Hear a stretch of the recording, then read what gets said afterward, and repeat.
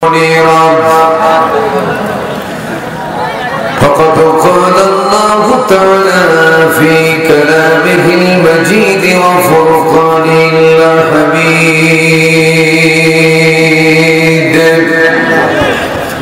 জবান খুলে দে মেহেরবানি করে যারা পারবেন আল্লাহ তাআলার কালাম সূরা আল মুলক থেকে প্রথম কয়েকটা আয়াত আমার সাথে তেলাওয়াত করুন।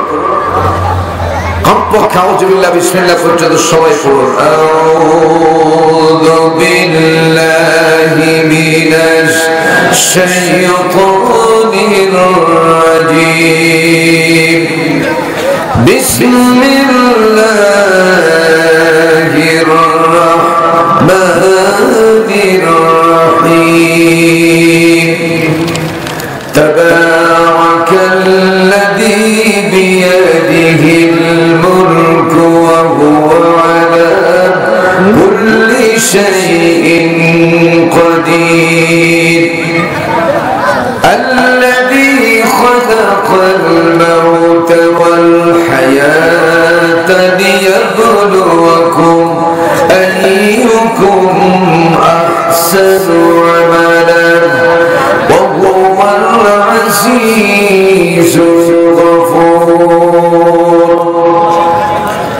إن الله وملائكته يصلون على النبي يا أيها الذين آمنوا صلوا عليه وسلموا تسليما اللهم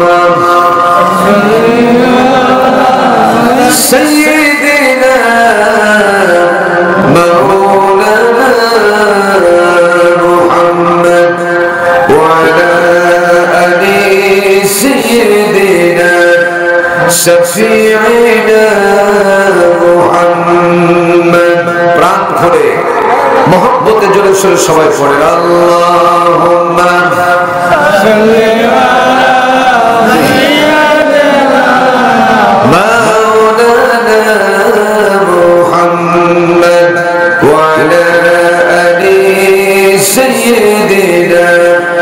शफीना जिनकी सूरत दोहराया है हम लोगों के सामने रोज महशर क्या जुब है रोज महशर क्या जुब है मुस्तफा की सामने अल्लाहुम्मा سيدنا مولانا محمد وعلى آل سيدنا جل جلاله بلغ العلا بكماله كشف الدجى بجماله حسنت جميع خصاله صلوا عليه سورة يوسف بدار حكمة لقمان ما سورة يوسف بدار حكمة لقمان ما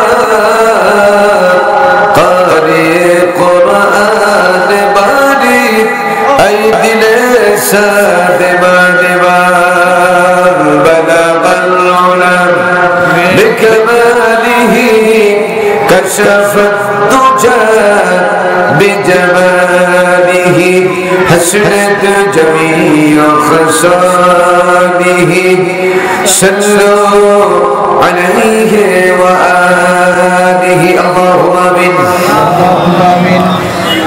ربنا ظلمنا أنفسنا وإن لم تغفر لنا وترحمنا لنكونن من الخاسرين ربنا لا تزغ قلوبنا بعد إذ هديتنا لدنك رحمة إنك أنت الوهاب আল্লাহ তাআলা চক্রবর্তন নুরানি হাফিজা মাদ্রাসা কমিটি কর্তৃক আয়োজিত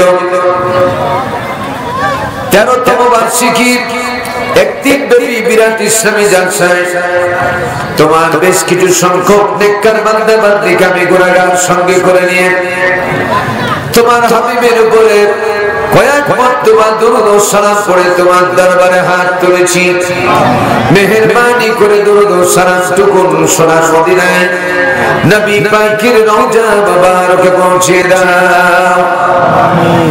তামাম পৃথিবীর মাটির নিচে যত মুমিন মুমিনা আছেন সকলের আমার পরে সবাই পৌঁছে দাও।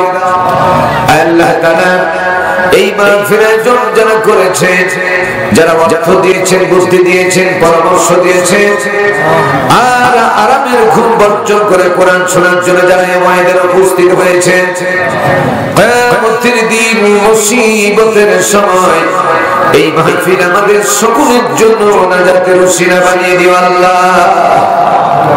আল্লাহ তাআলা যতক্ষণ পর্যন্ত কোরআনে কারীম থেকে মাহফিল চলতে থাকবে তোমার কুদরতি নিজাতে মাহফিল পরিচালনা করো আল্লাহ। বক্তা এবং শ্রোতা উভয়ের হেদায়েতের জন্য যে কথাগুলি একান্ত প্রয়োজন আল্লাহ তাআলা মেহেরবানি করে দয়া করে তোমার কোরআন আব্দুল বাশিরের জবান থেকে উপস্থাপন করে নিও আল্লাহ। কর্তৃপক্ষ যে নেক নিয়ত নিয়ে মাহফিল আয়োজন করেছে আল্লাহ তাআলা মেহেরবানি করে তাদের নেক মাকসুদকে তুমি পূরণ করে দিও। ইয়া करम कदर करे ओ बाते ज़बान को जो दिल पर सुर करे रब्बना तक़ब्बल मिन्ना इन्नका अंतस समीउल अलीम व तुब अलैना या मौलाना इन्नका अंतत तव्वाबुर रहीम सुब्हान रब्बिका रब्बिल इज़्ज़ति अम्मा यसिफून व सलामुन अलल मुरसलीन वल्हम्दुलिल्लाहि रब्बिल आलामीन। एक इंची হলো সামনের দিকে একটু আগে গেছেন আল্লাহ যদি বলুন লা ইলাহা ইল্লাল্লাহ। আমি সকলের প্রতি উদাত্ত আহ্বান জানাচ্ছি সামনের ফাঁকা জায়গাগুলো পূরণ করে বসুন, আর পেছনে যারা দাঁড়িয়ে আছেন একজন দাঁড়িয়ে থাকবেন আল্লাহর রাস্তায় বসে পড়ুন। সকলে বলুন লা ইলাহা ইল্লাল্লাহ সুবহানাল্লাহ আলহামদুলিল্লাহ জোরে সুবহানাল্লাহ ওয়ালহামদুলিল্লাহ লা ইলাহা ইল্লাল্লাহ। আকাশের মালিক যে আল্লাহ বলুন, আকাশের মালিক যে আল্লাহ বলুন, জমিনের মালিক সে আল্লাহ লা ইলাহা ইল্লাল্লাহ জোরে জোরে লা ইলাহা ইল্লাল্লাহ। হায়াতের মালিক যে আল্লাহ বলুন, হায়াতের মালিক সে আল্লাহ বলুন, মরণের মালিক সে আল্লাহ লা ইলাহা ইল্লাল্লাহ জোরে জোরে লা ইলাহা ইল্লাল্লাহ লা ইলাহা ইল্লাল্লাহ মুহাম্মাদুর রাসূলুল্লাহ। মুহাম্মদে করম সাল্লাল্লাহু আলাইহি ওয়াসাল্লাম।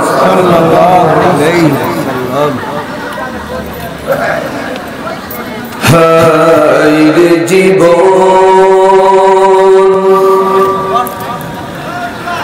মৃত্যুই শেষ ঠিকানা, পৃথিবীর সব মুছে দিলে তখন আর কে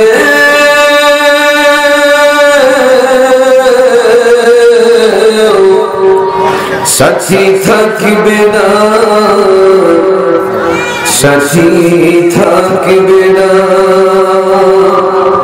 পাক করে পড়ুন সুবহানাল্লাহ। আমার যখন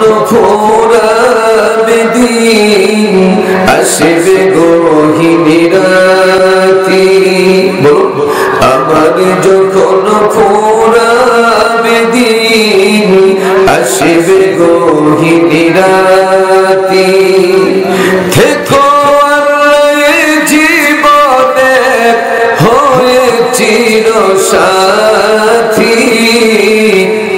আসবে গহীন রাতি আমার যখন ফুরাবে দিন আসবে গহীন রাতি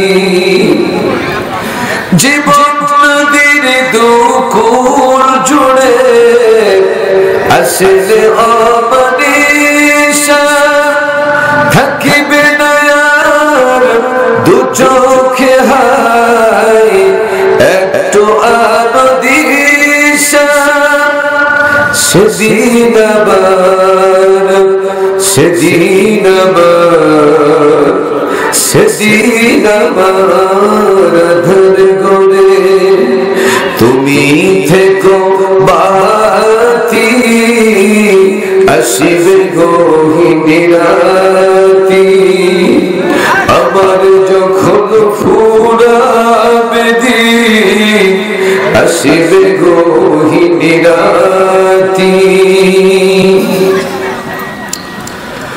আবার আমার বলে যখন কাউকে পাবো না সেদিন আমার আধার গড়ে তুমি থেকো সান্ত্বনা আমার আমার বলে যখন কাউকে পাবো না সেদিন আমার ঘোরা ধারে তুমি থেকো সান্ত্বনা তুমি থেকো সান্ত্বনা আখির আলো নিভে যেদিন মনে আলো দিয়ে আসবে না কেউ আধার গড়ে একটু আলো নিয়ে সেদিন আমার সেদিন আমার সেদিন আমার আধার গড়ে তুমি আলো জ্যোতি আসবে গহীন রাতি আমার যখন ফুরাবে দিন আসবে গহীন রাতি লিল্লাহে তাকবীর লিল্লাহে তাকবীর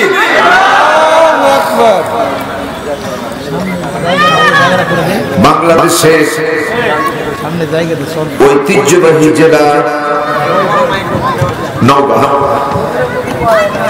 নওগাঁ জেলার মান্দা থানাধীন চক্রামানন্দ নুরানি হাফিজিয়া মাদ্রাসা কমিটি কর্তৃক আয়োজিত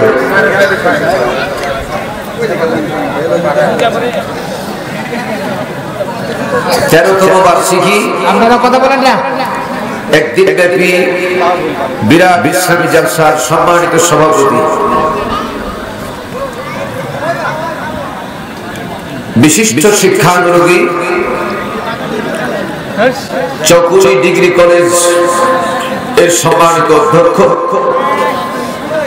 জনাব মোহাম্মদ ইয়াকুব আলী সাহেব দামাত বারাকাতুহুল আলিয়া আল্লাহ তার হায়াতে তাইয়্যিবা সিহাতে কুলে দান করুন বলি আমিন। আজকে মাহফিলের সহ সভাপতি বৃন্দ সকলের প্রতি আল্লাহর রহমত নাযিল করুন বলি আমিন। আজকে মাহফিলের প্রধান অতিথি সাবেক মন্ত্রী বস্ত্র ও পাট মন্ত্রণালয় জনাব মোহাম্মদ ইমাজউদ্দিন প্রামাণিক আল্লাহ তার প্রতি তার পরিবারের প্রতি খাস রহমত নাযিল করুন সকলে পড়ুন আল্লাহুম্মা আমিন। বিশেষ অতিথিবৃন্দ সম্মানিত অতিথিবৃন্দ আমন্ত্রিত মেহমানবৃন্দ উপস্থিত সম্মানিত উলামায়ে কিরাম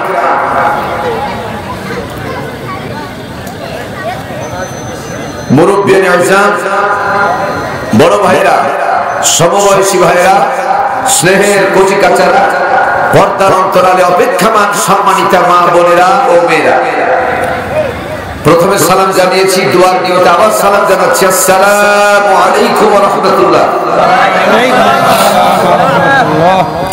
মহামণিবের দরবারে অত্যন্ত বিনয় অবনত চিত্তে শুকরগুজার হচ্ছি, যেই সময় ভারতে গোটা বিশ্বব্যাপী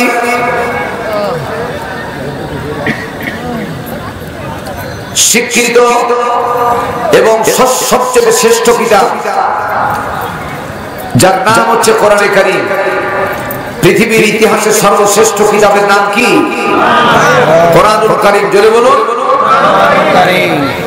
শ্রেষ্ঠ কিতাব এজন্য বলা হয়, এই কোরআনের ভুল ধরতে গিয়ে মানুষের নিজের ভুল ধরতে পেরেছে। সুবহানাল্লাহ। কোরআনের ভুল ধরতে গিয়ে নিজের জীবনের ভুল ধরে তারা ইসলাম কবুল করেছেন। পৃথিবীর শ্রেষ্ঠ মানুষ হচ্ছেন মুহাম্মদুর রাসূলুল্লাহ সাল্লাল্লাহু আলাইহি ওয়াসাল্লাম। সেই সময় ভারতে রিড করে কোরআনে কারীমের 26টি আয়াতকে এক্সপান্ড করার ঘোষণা দিয়েছে। সেই সময় কোরআন প্রেমিক আল্লাহ তাআলার গোলামেরা এই ময়দানে কোরআন শোনার জন্য সুন্দর পরিবেশে যে মনিব বসার তৌফিক দান করলেন, তার দরবারে শুকরগুজার করা প্রয়োজন আছে না নাই? প্রাণ খুলে মহব্বতে জোরে পড়ছি আলহামদুলিল্লাহ। আর একটু জোরে বলছি আলহামদুলিল্লাহ। রব্বানা লাকাল হামদ হামদান কাসীরান তাইয়িবান মুবারাকান ফি। লাখ কোটি দরুদ তাসলিমাত বর্ষিত হোক সাইয়্যিদুল মুরসালিন আহমদে মুজতবা মুহাম্মদে মুস্তাফা। সকলে পড়ি সাল্লাল্লাহু আলাইহি ওয়াসাল্লাম। আর একটু জোরে বলি সাল্লাল্লাহু আলাইহি ওয়াসাল্লাম। আলোচনার প্রারম্ভে এতটুকু কথা প্রাথমিক পর্যায়ে ঘোষণা করতে চাই, একমাত্র বেঁচে থাকতে চাই কার জন্য? মুসলমান যারা, যাদের শরীরে মুসলমান রক্ত আছে, প্রাণ খুলে ঘোষণা করুন, বেঁচে থাকতে চাই কার জন্য? শাহাদাত বরণ করতে চাই কার জন্য? বিসমিল্লাহর বা থেকে শুরু করে মিনাল জিন্নাতি ওয়ান নাস পর্যন্ত সমস্ত কথাগুলি কার? পৃথিবীর কোন বাহিনী নাস্তিকতাবাদ সাথে নিয়ে কোরআন থেকে একটি অক্ষরের প্রতিবাদ যদি করে, একটি অক্ষরকে স্থান করার দুঃসাহস করে, তাদেরকে ইউকতালুন ওয়া ইউকতালুন, তাদের কতল করতে গিয়ে যদি শাহাদাত বরণ করতে হয়, কারা কারা কোরআনের জন্য জীবন দিতে প্রস্তুত? হাত তুলে দেখা। লিল্লাহি তাকবীর, লিল্লাহি তাকবীর। কোরআন আছে যেখানে, আল্লাহ রাসূল যেখানে, মসজিদ মাদ্রাসা যেখানে, দান সদকা যেখানে, কাফের মুশরিক যেখানে, নাস্তিক মুরতাদ যেখানে, লিল্লাহি তাকবীর। আল্লাহ তাআলা আমাদের কবুল করুন, বলেন আমিন। মাগরিবের পর থেকে শুরু করে এই পর্যন্ত বিভিন্ন আলিম ওলামাদের জবান থেকে অত্যন্ত তাৎপর্যপূর্ণ গুরুত্বপূর্ণ কথা আপনারা শুনেছেন। আমি আপনাদের সামনে আল্লাহ পাকের কালাম সূরা আল মুলক থেকে মাত্র 2টি আয়াত তেলাওয়াত করেছি। ডান থেকে বাম থেকে কেন যেন আওয়াজ আসতেছে ভাইরা? আল্লাহর রাস্তায় আওয়াজ একেবারে বন্ধ করে, কর্তৃপক্ষ খেয়াল করুন, একবারে কথা বন্ধ করুন। সম্মানিত ভাইরা, যে কোরআন আপনারা শুনতে এসেছেন, এই কোরআনের বিসমিল্লাহর বা থেকে শুরু করে মিনাল জিন্নাতি ওয়ান নাস পর্যন্ত সমস্ত কথাগুলি কার? এই কোরআনে আল্লাহ যা আদেশ করেছেন, এই আদেশকৃত বিষয়গুলি মানা আমল করা যেমন ফরজ, যা নিষেধ করেছেন তা বর্জন করাও ফরজ। অন্যভাবে বলতে গেলে বলা যায়, আল্লাহ তাআলা তা'মুরুনা বিল মারুফ ওয়া তানহাউনা আনিল মুনকার, এই কোরআনে যা আদেশ করেছেন এটা পালন করা, গ্রহণ করা যেমন ইবাদত, যা নিষেধ করেছেন তা বর্জন করাও ইবাদত। এমন কোন ব্যক্তি আছে যা দুইটাই মানতে চায়? কোরআনের আদেশকৃত বিষয়গুলি মাঝে মধ্যে মানে, আর নিষেধ যে বিষয়গুলি এগুলো কিন্তু ছাড়ে না। আবার তারা হাজি দাবি করে, ওমরা দাবি করে। আল্লামা শেখ সাবির রহমাতুল্লাহ আলাইহি ছোট্ট একটা অংশ বার করেছিলেন। কিছু সংখ্যক মুসলমান এমন আছে, মসজিদ মে নামাজ পড়ো, হোটেল মে শরাব পিও, মসজিদ মে নামাজ পড়ো, होटल में शराब पियो, अल्लाह की राजी रहे, शैतान भी नाराज न हो। চিৎকার মেরে সকলে পড়ুন নাউজুবিল্লাহ। আর একটু জোরে বলুন। কিছু সংখ্যক মানুষ আছে যারা মসজিদ দেখে মাঝে মধ্যে নামাজ পড়ে, আবার ফাঁকা ময়দান যদি পেয়ে যায় চুপি সারে কোন জায়গাতে সুযোগ পেলে সেখানে মদ পান করতে ছাড়ে না।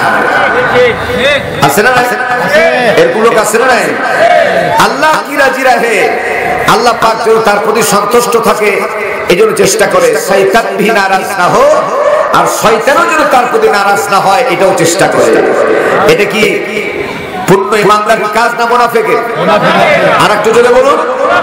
এই মুনাফিক মার্কা লোক আপনাদের এলাকায় আছে, বাংলাদেশে আছে। এই মুনাফিকদের থেকে আমাদেরকে আল্লাহ হেফাজত করুন, বলেন আমিন। জবান জোরে বলুন আমিন। এজন্য মাঝে মধ্যে বলি, আজকে ইহুদি খ্রিস্টান নাসারাদেরকে আমরা দোষ দিয়ে থাকি, কিন্তু সব চোরকে পারা যায়, ঘরের চোরকে পারা যায় না। আপনার ইনকাম সোর্স যত ভালো থাকুক, আপনার ইনকাম সোর্স যত বেশি থাকুক, আপনার বাড়ির স্ত্রী যদি হয় পকেট মার, তাহলে আপনার ইনকাম সোর্সে বরকত হবে? কথা বলেন হবে? আজকে দেখা যায় মুসলমানের ধ্বংস লীলার জন্য সর্বপ্রথমে কিন্তু প্রথমত আমরা অনেকে অনেক রকম দায়ী করে বেড়াই, কিন্তু আসলে প্রকৃত পক্ষে এই ইসলাম বিধ্বংসীর জন্য মুসলমানেরাই সবচেয়ে বেশি দায়ী। অনেক বামদিকে লোকেরা কথা বলে না, বাম মানে তেমনি সমস্যা, আর আপনারা কথা বলবেন এটা ডবল সমস্যা। ভাইরা আমার, বাবাজিরা আমার, আপনাদের এলাকায় কুড়াল আছে না নাই? কুড়াল, কুড়াল ছিলেন তো? ওটা দিয়ে কাঠ কাটা হয়, বাঁশ কাটা হয়। একটা গল্পের আকারে ছলে বলি, একদিন হঠাৎ করে কাঠের অংশ একটা আছে ওর ভিতরে, লোহার একটা অংশ, কাঠের একটা অংশ। কথা বলেন না কেন ভাই? আফসোস করে কাঠের অংশকে লোহার অংশকে বলছে যে দোস্ত রে, রাত দিন 24 ঘন্টা তোর সাথে আমার ভালো সম্পর্ক, কিন্তু আমার সমস্ত গাছপালা এগুলোকে তুই নির্দয় ভাবে কেটে ফেলছিস কেন? মুচকে হেসে তখন লোহাতে বলছে যে আমার তোর বংশকে নিধন করার মতো ক্ষমতা নাই, কিন্তু আমার পাশাতে লাগা আছে কি তোর বংশধর, এটাই তোর বংশধর। এই অংশ যদি আমাকে সহযোগিতা না করতো তাহলে লোহার ক্ষমতা ছিল না সমস্ত গাছগুলোকে নিধন করতে। কথা কি বুঝে আসছে না? জোরে বলছেন না ঠিক না বেঠিক? আজকে জোরে বলুন ঠিক না বেঠিক? আজকে হাটে বাজারে মাঠে ময়দানে যে কোনো জায়গাতে আলেম বিদ্বেষী এমনকি মাদ্রাসার ছাত্রদেরকে নির্মমভাবে সীমারের সেই রক্তের ছুরির আঘাতের কথা মনে পড়ে, যেই ছুরির আঘাত দিয়ে নির্মমভাবে সীমার এবং তার প্রেতাত্মারা হযরত হুসাইন রাদিয়াল্লাহু তাআলা আনহুর রক্তলীলা দেখে বিশ্বজগৎকে প্রভাবিত করেছিল। আজকে মুসলমানের রক্ত নিয়ে লীলা খেলছে, তারা ইহুদি খ্রিস্টান নয়, তারা আমাদের জাত মুসলমান মুনাফিক। কথা বলে ঠিক কিনা? এই মুসলমান মুনাফিকেরা তোমরা জেনে রাখো, ভালো করে পরিষ্কার করে বলে দিতে চাই। প্রথম দিকেই এই জাত হলাম আমরা, যাহা 43 থেকে 50 বছরের ভিতরে যুক্তিক হোক অযৌক্তিক হোক, জেনে হোক বুঝে হোক না বুঝে হোক, দলীয় স্বার্থে অনেকগুলি মানুষকে, নির্দোষ মানুষগুলোকে দলীয় স্বার্থে শুধু বিচার করতে শিখি নাই, আমরা ফাইনাল ডিসিশন, চূড়ান্ত ফয়সালা, ফাঁসি পর্যন্ত দিতে শিখেছি। এই ট্রেনিং আমরা ছেড়ে দেই নাই, এই ট্রেনিং আমাদের কাছে ধরা থাকলো। রাতের পরে রাত আসে না, রাতের পরে আল্লাহ পৃথিবীর হায়াত থাকলে অবশ্যই দিন আসবে।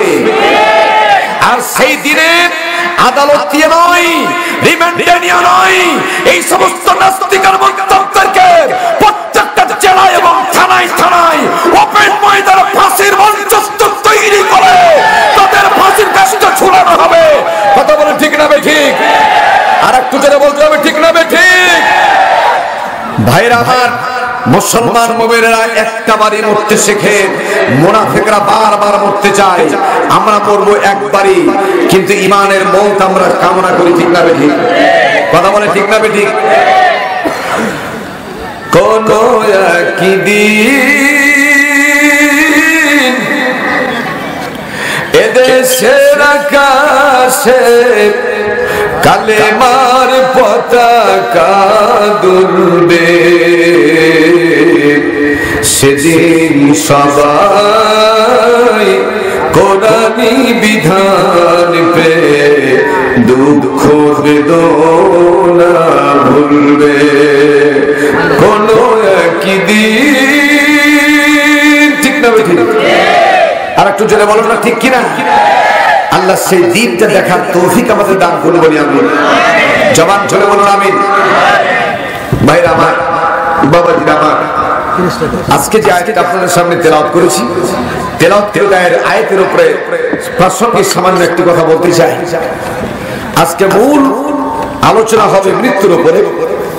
আল্লাহ পাকের ক্ষমতায়ন, আকাশ থেকে জমিনের একচ্ছত্র মালিকানার যিনি থাকবেন তার দায়িত্ব কি, এই তিনটা বিষয়ে আলোচনা হবে ইনশাআল্লাহ। বলি ইনশাআল্লাহ। ভাইরা আমার, তবে এখনো দিক বিদিক থেকে এই কথা বলছেন কেন আপনারা? কথা বলা লোকগুলো বসার এই পৃথিবীতে কোন মানুষ যখন মারা যাবে, মারা যাওয়ার সময় সর্বশেষ কথাটি যখন বলতে চাইবে, যেই কথাটি সবচেয়ে গুরুত্ব মনে হবে, যদি ঠিক হয় সাথে সাথে জোরে বলতে ঠিক কিনা? এই পৃথিবীতে সবচেয়ে গুরুত্বপূর্ণ ব্যক্তিত্ব ছিলেন আল্লাহর পরে পরে যার স্থান, তিনি হলেন মুহাম্মদুর রাসূলুল্লাহ সাল্লাল্লাহু আলাইহি ওয়াসাল্লাম। সেই রাসূল যখন ইন্তেকাল করতে যাচ্ছিলেন, আর মাত্র কয়েকটা মিনিট পরে দুনিয়া থেকে বিদায় নেবেন, আল্লাহ রাসূলের মতো মহাজ্ঞানী, মহাবিজ্ঞানী, মহাদার্শনিক পৃথিবীতে আর আসবে না, ছিলও না, হবেও না। সে রাসূল যখন মৃত্যুর প্রাককালে কয়েক মিনিট পূর্বে উম্মতের জন্য হেদায়েতের বাণী কি রেখে গেছিলেন?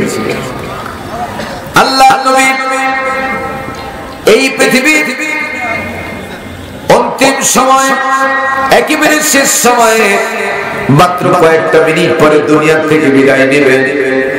ওই মুহূর্তে তিনি স্ত্রীর কথা বললেন না, কলিজার টুকরা ফাতেমার কথা বললেন না, কলিজার টুকরা হাসান হুসাইনের কথা বললেন না। আল্লাহ নবী ইন্তিকালের শেষ মুহূর্তে, পূর্ব মুহূর্তে তিনি যে কথাটি উচ্চারণ করে সাবধান ঘোষণা করে দিয়েছিলেন উম্মতের জন্য, সেই কথাটি ছিল সালাত সালাত ওয়া মা মালাকাত আইমানুকুম, নামাজ নামাজ, আমার উম্মতেরা কখনো নামাজ ভুলে যায় না। কি ভুলে যায় না? আর একটু জোরে বলেন না, কি ভুলে যায় না? নামাজ ভুলে যায় না। মূল প্রতিপাদ্য বিষয়, গোটা দেহের মধ্যে মাথার মর্যাদা যেমন সবচেয়ে বেশি, সমস্ত ইবাদতের মধ্যে নামাজের মর্যাদা সবচেয়ে বেশি। রাসূল বলেছেন as-সালাতু রাসুল ইবাদাহ। আরবিতে রাসুল শব্দের অর্থ হচ্ছে মাথা। রাসুল মানে কি? মাথা। আমার ভাইরা, সেই বিশ্বনবীর নামাজের সম্পর্কিত তথ্য আপনাদের সামনে তুলে ধরা হবে। বিশ্বনবীর কাছে হযরত ওমর ফারুক রাদিয়াল্লাহু তাআলা আনহু যখন গেলেন হজের আগের দিন, ইয়া রাসূলুল্লাহ, আমি হজে যাচ্ছি, আপনি আমার মাথায় হাতগুলো একটু দোয়া করে দিন। আল্লাহ নবী হযরত ওমরের মাথায় হাত দিয়ে দোয়া করলেন। হযরত ওমর কিছু দূর চলে গেছেন, ইশারা করে আবার ডাকলেন। ডাকার পরে পরে বললেন, ইয়া ওমর, শুধু আমার কাছে তুমি দোয়া চাইলা, এটা ওয়ান সাইড হয়ে গেছে। আমার কিছু কথা আছে, সেটি হলো শুধু মক্কা এবং মদিনায় 178টি জায়গা আছে যেখানে আল্লাহ রাব্বুল আলামিন দোয়া করবেন, দোয়া কবুল করবেন না, দুবার দোয়া কবুল করার ওয়াদা তিনি করেছেন। জোরে বলুন সুবহানাল্লাহ। আল্লাহ দোয়া কবুল করার কি করেছেন? ওয়াদা। জোরে বলেন। আল্লাহর ওয়াদা কখনো মিথ্যা? আল্লাহু ওয়াদাল্লাহি হাক্কা। মক্কা আল মুকাররমা মদিনাতুল মুনাওয়ারায় মোট হলো 178টি জায়গা। কয়টা? জোরে বলেন না, কয়টা জায়গা? 178টি জায়গার ভিতরে হেরেম শরীফ যারা হজ করতে গিয়েছেন, হেরেম শরীফের চতুর্দিকে হেরেম শরীফের এলাকার মধ্যে রয়েছে 38টা জায়গা। আর মক্কা আল মুকাররমা মদিনাতুল মুনাওয়ারা সবচেয়ে গুরুত্বপূর্ণ জায়গা হলো আরাফার ময়দান। একটা বার উচ্চারণ করে বলুন তো, কিসের ময়দান? আরাফাতের ময়দান। আরাফাতের ময়দানে মোট 17টি জায়গা আছে যেখানে দোয়া কবুল করার ওয়াদা করেছেন আমার আল্লাহ। যারা হজ করতে গিয়েছেন একটু সহযোগিতার জন্য, এখানে হাজি কারা কারা আছেন একটু হাত। এই তিনজন আমার মনের চোখের অজান্তে, দেখার অজান্তে অনেকে থাকতে পারেন, তারা খেয়াল করুন। গুরুত্বপূর্ণ জায়গা আরাফার ময়দান 17টা জায়গা আছে। এই জায়গাটা বোঝাবার জন্য বলি, হাজির তিনজন আপনারা একটু আমাদের খেয়াল করুন। আরাফার ময়দানে উত্তর দক্ষিণ কোণার একটা মসজিদ আছে, যেই মসজিদের নাম হলো মসজিদে নামিরা। মসজিদে নামিরা 100 গজ দূরে একটা নহর আছে, যে নহরের নাম হলো নহরে জুবাইদা। সবচেয়ে বড় সে নহর থেকে উত্তর দক্ষিণ কর্নারে এমন একটা পাহাড় আছে, ইসলামের ইতিহাসের চেয়ে মর্যাদা সম্পন্ন পাহাড় আর নাই। এই পাহাড়টার নাম হলো জাবালে রহমত। একবার সকলে উচ্চারণ করে বলুন তো, জাবালে রহমত। আল্লাহ যারা জাবালে রহমত পাহাড় এই শব্দের উচ্চারণ করলো, আল্লাহ সকলের প্রতি খাস রহমত নাযিল করে দাও, বলেন আমিন। এই জাবালে রহমত পাহাড়ে 17টি জায়গার ভিতরে এক নাম্বার হলো জাবালে রহমত। এই জাবালে রহমত পাহাড়ের এত মর্যাদা কেন? প্রথমত বলতে যে আপনাদের জ্ঞাতার্থে আমাদের আদি পিতার নাম কি? সম্মান দিয়ে বলবেন সবসময়, হযরত আদম আলাইহিস সালাম। আমাদের মায়ের নাম কি? আদি মায়ের নাম কি? হযরত মা হাওয়া আলাইহিস সালাম। হযরত আদম আলাইহিস সালাম এবং মা হাওয়া আলাইহিস সালাম যখন নিষিদ্ধ একটা গাছের নিচে যখন গেলেন, অনেকে আবার আলিম ওলামাকে বলতে শুনেছি আদম আলাইহিস সালাম নিজে ভুল করেছে। ভাইরা আমার, নবীদের ভুল ধরার মতো এখতিয়ার সাধারণ মানুষের নাই। নবীরা ওগুলো ভুল করেন নাই, ওগুলো হচ্ছে আদর্শ নিদর্শন। মানুষ যদি ভুল করে দেয় তাহলে ক্ষমা কেমনে পাবে? এই রাস্তাগুলি নবীদেরকে দিয়ে আল্লাহ তাআলা দেখায় দিয়েছেন। সুবহানাল্লাহ বলেন। আমার মায়েরা, আমাদের মতো যুক্তির আশ্রয় যদি নিতেন, হযরত আদম আলাইহিস সালাম যদি যুক্তির আশ্রয় নিতেন, তাহলে একটা আশ্রয় নেওয়ার মতো জায়গা ছিল রব্বুল আলামিন। জান্নাতের সবকিছু তুমি আমার খাবার জন্য অনুমতি দিলাম। ওয়াকুলা মিনহা রাগাদান হাইসু শি'তুমা ওয়ালা তাখরাবা হাযিহিশ শাজারাতা ফাতাকুনা মিনাজ জালিমিন। আল্লাহ দরবারে বলার মধ্যে একটা কথা ছিল, রব্বুল আলামিন জান্নাতের ভিতরে বিচরণের হুকুম তুমি দিলা, জান্নাতের নাজ নিয়ামত ভক্ষণ করার পারমিশন দিলা, কিন্তু এমন একটা গাছ তুমি লাগাইলে কেন যে গাছে নিচে যাওয়া যাবে না? আমি কি বুঝাতে পেরেছি যুক্তিটা? কেন দিলা তুমি? কি দরকার ছিল দেওয়া? এটা না দিলে পারতা। গাছও দিলা, নিষেধও করলা, এরকম বড় একটা সুযোগ ছিল। কিন্তু মহান শক্তিধরের কাছে নবীরা কখনো এরকম যুক্তির আশ্রয় নেবে না, তর্কের আশ্রয় নেবে না। এই জন্য তিনি আদম আলাইহিস সালাম আল্লাহর দরবারে নিজেকে দোষী সাব্যস্ত করে ঘোষণা করেছিলেন, রব্বানা, পড়েন সবাই, রব্বানা যালামনা আনফুসানা ওয়া ইল্লাম তাগফির লানা ওয়া তারহামনা লানাকুনান্না মিনাল খাসিরিন। একবার জোরে বলেন আল্লাহু আকবার। যত জোরে বলেন একবার বলেন আল্লাহু আকবার। যারা বলেন নাই তারা কিন্তু বড় বড় ধরনের ক্ষতিগ্রস্ত হয়েছে। আমার হাতে কি? সবাই জবাব খুলে বলেন। আল্লাহর কালাম হাতে নিয়ে বলছি, বুখারী শরীফ সূরাতুল বারি 1154-55 নম্বর হাদিস, ফাকরাউ মা তায়াসসারা মিনাল কোরআন। এই কথাকে নিয়ে রাসূল আলোচনা করতে গিয়ে বলেছেন, কোন জায়গায় যদি ওপেন ময়দানে আল্লাহর কালাম তেলাওয়াত করা হয়, যে কোনো অংশ থেকে যখন তেলাওয়াত করা হবে, শ্রোতা মণ্ডলী যখন শুনবে আর জোরে সোরে আল্লাহু আকবার বলবে, জোরে বলুন কি বলবে? আল্লাহু আকবার যখন বলবে, আল্লাহ রাব্বুল আলামিন খুশি হয়ে তার জন্য দুইটা পুরস্কার ঘোষণা করবেন। কয়টা পুরস্কার? দুইটা পুরস্কারের ভিতরে এক নম্বর পুরস্কার হলো, যে কোনো কারণে জাহান্নামের আযাব যদি তোমার জন্য বরাদ্দ হয়ে যায়, জাহান্নামের আযাব তোমাকে অ্যাকশন নিতে পারে, কিন্তু আল্লাহর কোরআন সাক্ষী, আল্লাহু আকবার যারা ঘোষণা করেছো, জাহান্নামের সবচেয়ে কষ্টদায়ক আযাব আগুনের জন্য আল্লাহ তোমাকে হারাম করে দিবে। জাহান্নামের কোন আগুন তোমাকে স্পর্শ করতে পারবে না। কথা কি বুঝে আসছে? দুই নম্বর হলো যখন কোন বান্দা কোরআন শুনে আল্লাহু আকবার ঘোষণা করবে, আর ওই মুহূর্তে আল্লাহ পাক বললেন, পৃথিবীর ভিতরে যত মহাসমুদ্র আছে, গোটা মহাসমুদ্রের পানি পরিমাণ যদি তার আমল নামে সগীরা গুনাহ থাকে, আর কোরআন শুনে আল্লাহু আকবার বলার সাথে সাথে গোটা পৃথিবীর দরিয়া পরিয়া পানি পরিমাণ সগীরা গুনাহ আল্লাহ তাআলা সাথে সাথে মাফ করে দেন। আরেকটা জোরে বলেন আল্লাহু আকবার। এটা কি শুধু আজকে বলবেন না বেঁচে থাকা পর্যন্ত? বেঁচে থাকা পর্যন্ত বলার নিয়ত আল্লাহ আমাদের করার তৌফিক দিন, বলে আমি জবান করে বলে আমি কিন্তু একবার পরীক্ষা করবো অল্পক্ষণের ভিতরে। আমার ভাইয়েরা, আমার বাবাজিরা, সরত বিভাগ এই আজাদ ওগুলো সরত ওগুলো থেকে দিকে নিচে দেখ, ওগুলো দেখ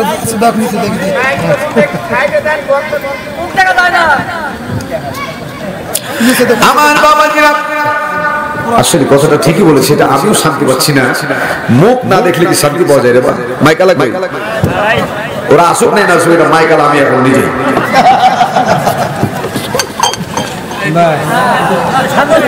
হয়েছে না? হয় নাই? না না না, কালো হলে কি হবে? নাক নকশা তো ভালো আছে নাকি বলেন?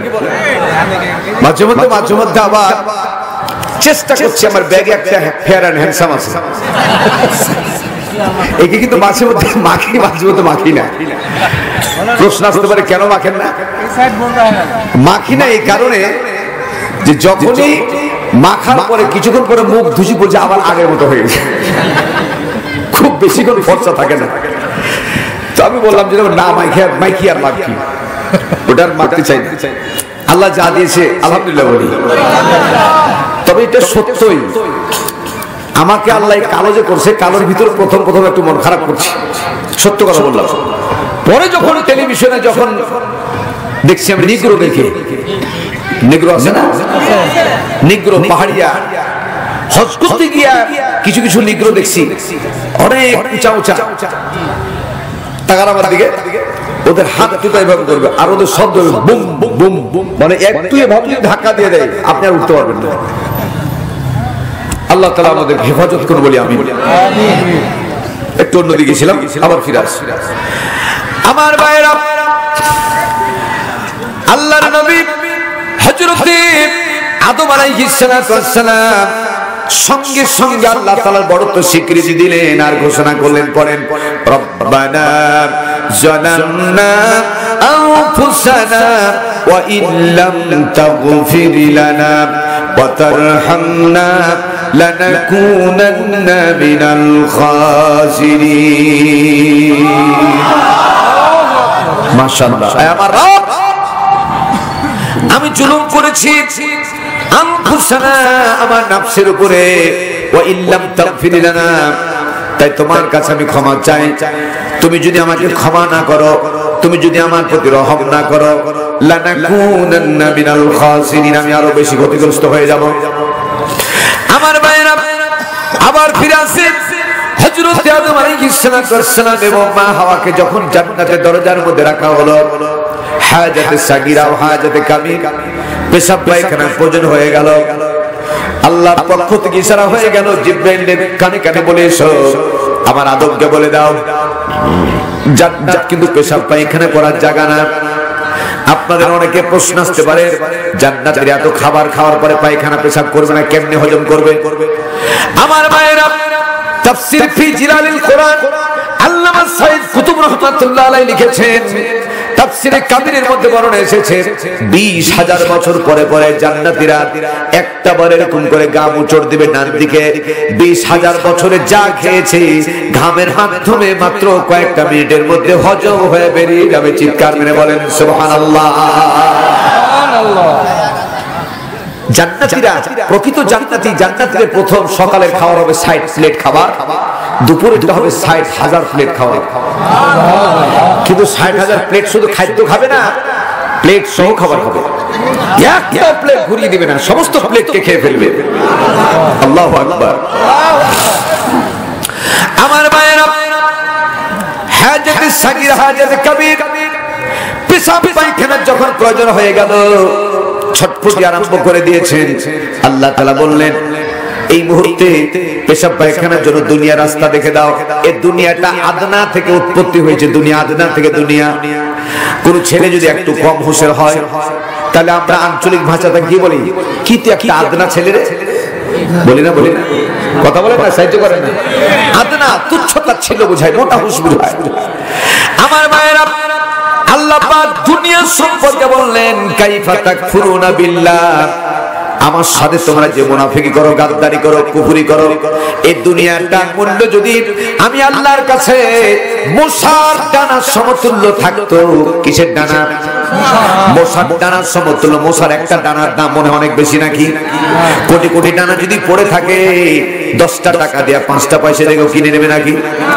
আল্লাহ তাআলা বললেন, মশার একটা ডানার সম পরিমাণে এই দুনিয়ার মূল্য আমি আল্লাহর কাছে নাই। জোরে বলুন সুবহানাল্লাহ।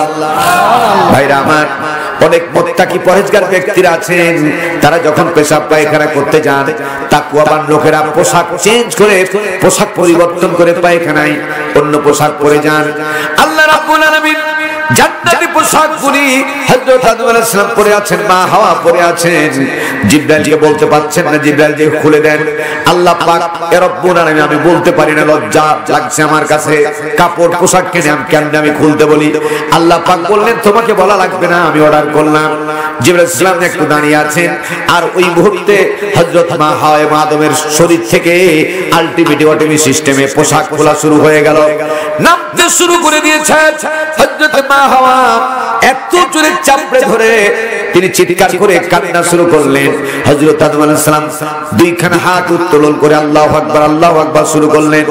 আল্লাহ রাব্বুল আলামিন জিবরাইলকে বলেন, জিবরাইল রে, উনজুর ইলাল জান্নাত, যে দরজায় দাঁড়িয়ে আছো ওই জান্নাত থেকে জান্নাতের ভিতরে তুমি লক্ষ্য করো, সবচেয়ে বড় বড় গুলো পাতাগুলো আছে, এই জান্নাতি সবচেয়ে বড় পাতাগুলা যে গাছে আছে, ওই গাছ থেকে সর্বমোট 8টা পাতা ছিঁড়ে নাও। জোরে বলুন কয়টা?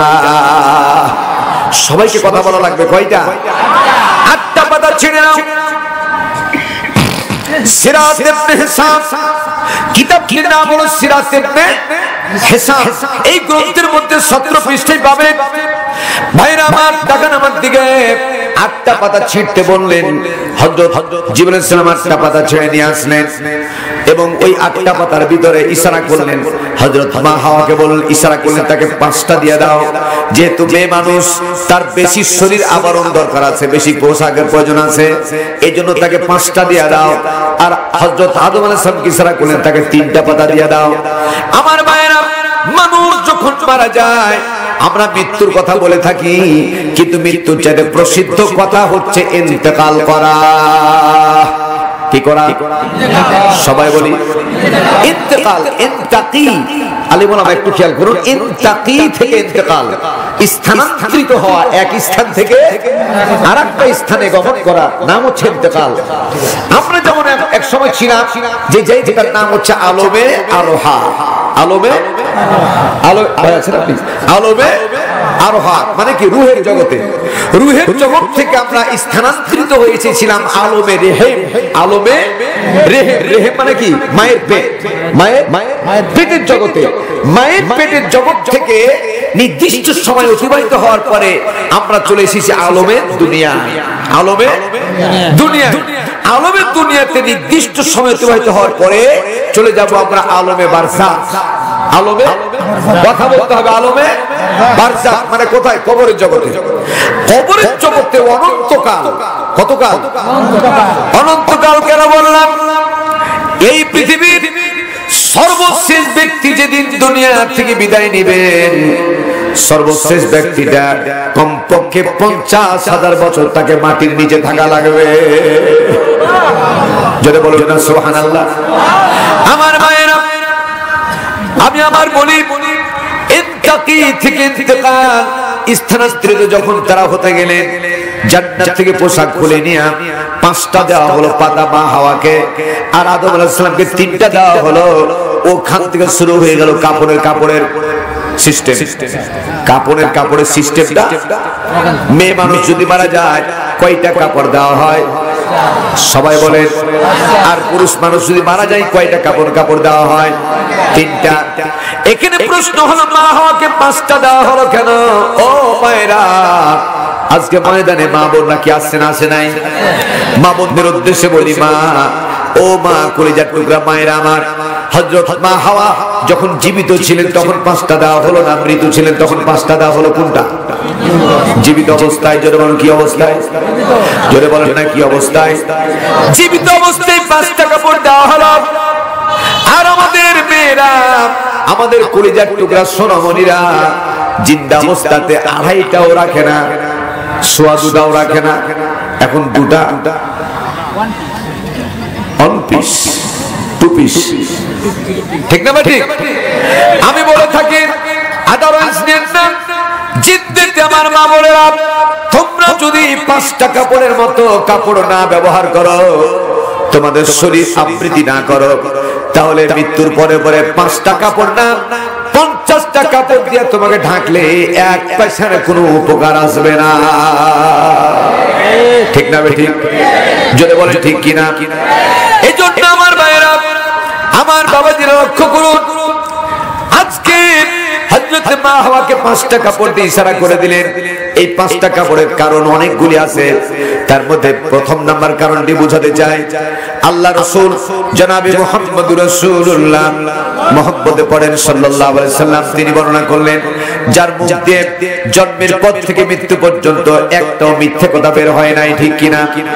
সেই রাসূল বললেন, আদ-দুনিয়া কুল্লুহা মাতাউন, পৃথিবীর যত সম্পদ আছে সবগুলোই হলো সম্পদ।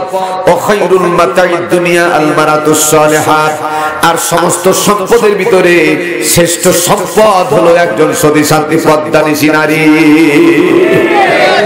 রাসূল বলেছেন। কে বলেছেন? জোরে বলেন না, কে বলেছেন? আজকে আমাদের মা বোনেরা, বিশেষ করে 71 টিভিতে নাম দিয়েছে 71। ভালো করে তাকাও, 71 কেন দিয়েছে? 71-এর প্রতি বাংলাদেশের লোকের একটু দুর্বল আছে। 71 সালে আমার বাংলাদেশ স্বাধীন হয়েছে, ঠিক আছে, তার আমার বাবা সহ 6 জন বীর মুক্তিযোদ্ধা আমার পরিবারে আছে। 71 নাম দিয়ে বাংলাদেশে যেই দেশে কমপক্ষে 92% মুসলমান, 71 টিভিতে ম্যাক্সিমাম 99.9 নাস্তিকের আবির্ভাব হয়েছে। কথা বলে ঠিক না বেঠিক? আরো জোরে বলে ঠিক না বেঠিক? আমরা দেখেছি সুন্দরবন একটা কুরিয়ার সার্ভিস আছে না নাই? শুনেছেন না? সুন্দরবন নাম হলো সুন্দরবন, কিন্তু যদি ইয়াবা হয়, পরিবহনে যদি ইয়াবা 2 নম্বর মাল বহন করে, ওই পরিবহনকে আমরা বাংলা জমিনে থাকতে দেব? কথা বলে ঠিক কিনা? নাম তুমি 71 দিয়েছো, কিন্তু 71-এ যারা বিশেষ করে উপস্থাপক যারা আছো এবং যাদেরকে ডাকানো হয়, তারা 2-1% বাদ দিয়ে 100% ইসলাম বিদ্বেষী নাস্তিক আর মুরতাদ। যারা বলো ঠিক না ঠিক? আরেকটু জোরে বলো ঠিক কিনা? এই জন্য সুদ ঘুষ জেনা ব্যভিচার পরিত্যাগ করা যেমন ফরজ, 71 টিভিকে পরিত্যাগ করা তোমাদের জন্য ফরজ। ভাইরা আমার, বাবাজিরা আমার, এই 71 টিভিতে আসার পরে যা মন তা তোমরা বলবা, অন্তত বাংলার জমিনে বাংলার জনগণ এটা মেনে নেবে না। ঠিক না ঠিক? জোরে করে পুরুষের মতো কথা বলো, ঠিক না ঠিক? আমার ভাইয়েরা, 71 টিভি নাম দিতে পারো, কিন্তু কাজ করতে হবে তোমাদের, ঠিক মতো কথা বলতে হবে, ঠিক মতো। বড় বড় টিপ দিয়ে এমন ধরনের ব্যক্তি বসে যাচ্ছে ওখানে, বসে তাদের কাজই হচ্ছে ইসলাম বিদ্বেষী কথাবার্তা বলা। ভাইরা আমার, যতগুলি রাষ্ট্র আছে রাষ্ট্রীয়ভাবে দেখবেন ভারতের সমস্ত যে চ্যানেলগুলো চলে, এই চ্যানেলগুলোতে সিরিয়াল চলে, নাটক হোক অথবা তাদের সিনেমা হোক। যদি আমি আপনার বলবেন যেভাবে বুঝলেন কেমনি, এটা আমি বুঝেছি, যেভাবে বুঝেছি তাদের নাটকের মাধ্যমে, সিনেমার মাধ্যমে তাদের স্বধর্মকে, হিন্দু ধর্মকে তারা রামকে, তারপরে যিশুকে, তারপরে এদেরকে তারা প্রতিষ্ঠিত করার জন্য আপ্রাণ চেষ্টা করে। কথা বলে না, ঠিক না ঠিক? বাম দিকে লোকেরা কথা বলে না, জোরে বলো ঠিক কিনা? আর আমাদের বাংলাদেশে টেলিভিশনে বসার পরে, 71-এর পরে বসার পরে তাদের কাজই হচ্ছে ইসলামের বিদ্বেষে বলা, ইসলামের বিপক্ষে বলা। কথা বলে ঠিক না ঠিক? আরো জোরে বল, ঠিক না ঠিক? যারা কথা বলছো না বুঝে নেবে 71-এর গোষ্ঠীরা। কথা বলো না কেন? ভালো যেটা কথা স্বীকৃতি দিতে হবে, ঠিক না ঠিক? আমি যদি ইসলাম বিদ্বেষী বা আমি যদি অনিয়ম কথা বলি, আমাকে প্রোটেক্ট দিতে হবে, ঠিক না ঠিক? ভাইরা আমার, বাবাজিরা আমার, আল্লাহর নবী হযরত আদম আলাইহিস সালাম হযরত মা হাওয়াকে দুই জায়গায় রাখলেন আল্লাহ। একজনকে নামালেন সিরিয়া, আর হযরত মা হাওয়া আলাইহিস সালাতু ওয়াস সালাম, সরি সিরিয়া না, শ্রীলঙ্কায় নামালেন।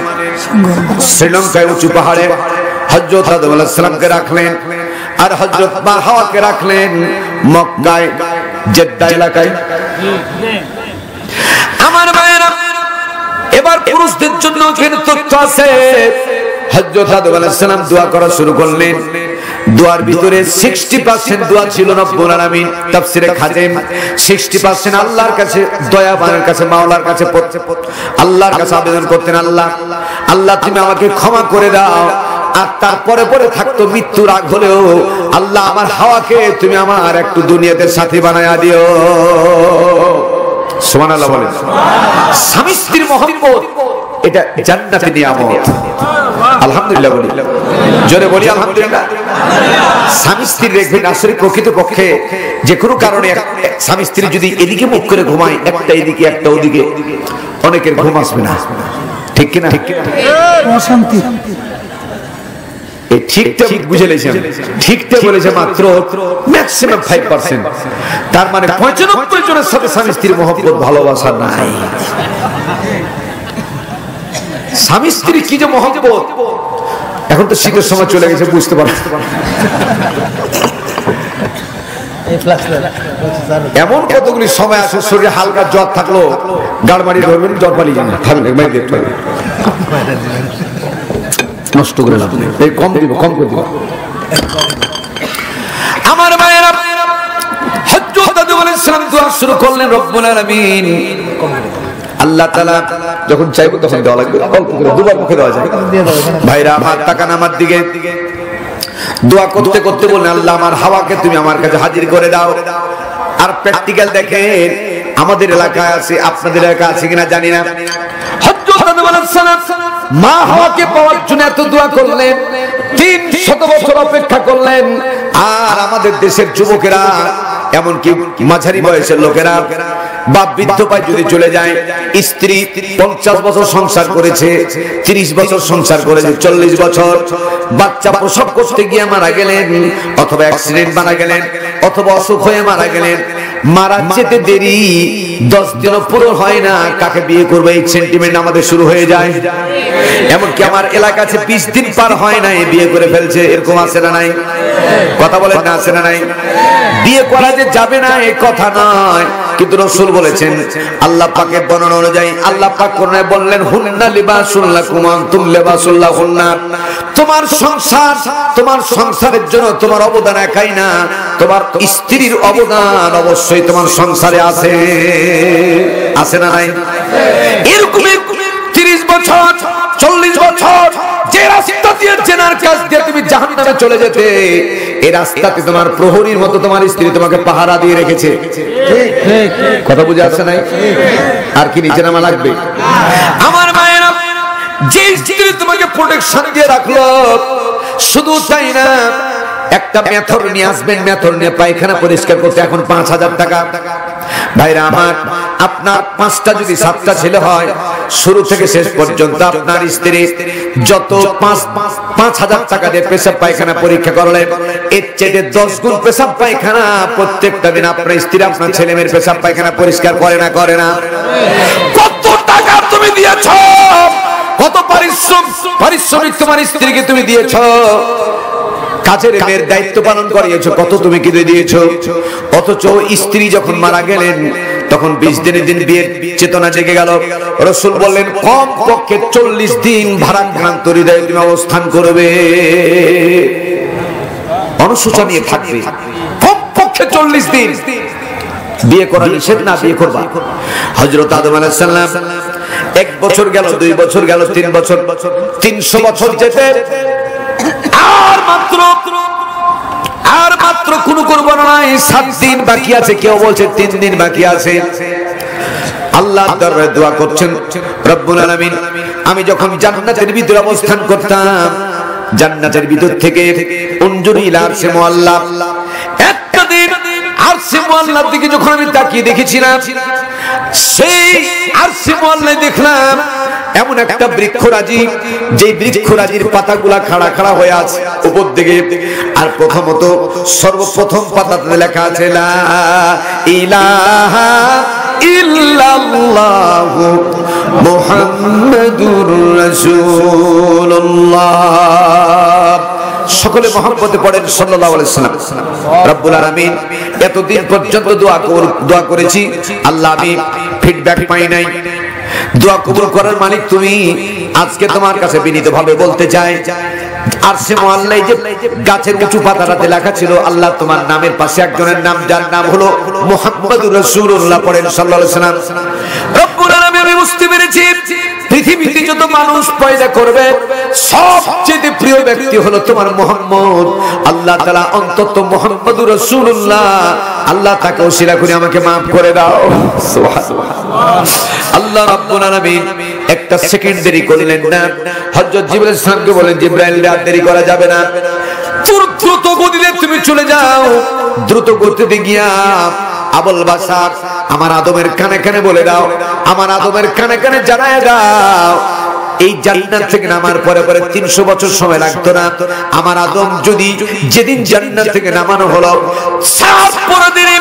তারপরের দিনই যদি আমার মুহাম্মদ সাল্লাল্লাহু আলাইহি ওয়াসাল্লামের নামটা উচ্চারণ করত, আমি আল্লাহ রাব্বুল আলামিন এতদিন দেরি করতাম না, সেই দিনই তার দোয়া আমি মঞ্জুর করে নিতাম। আমি কি বুঝাতে পেরেছি?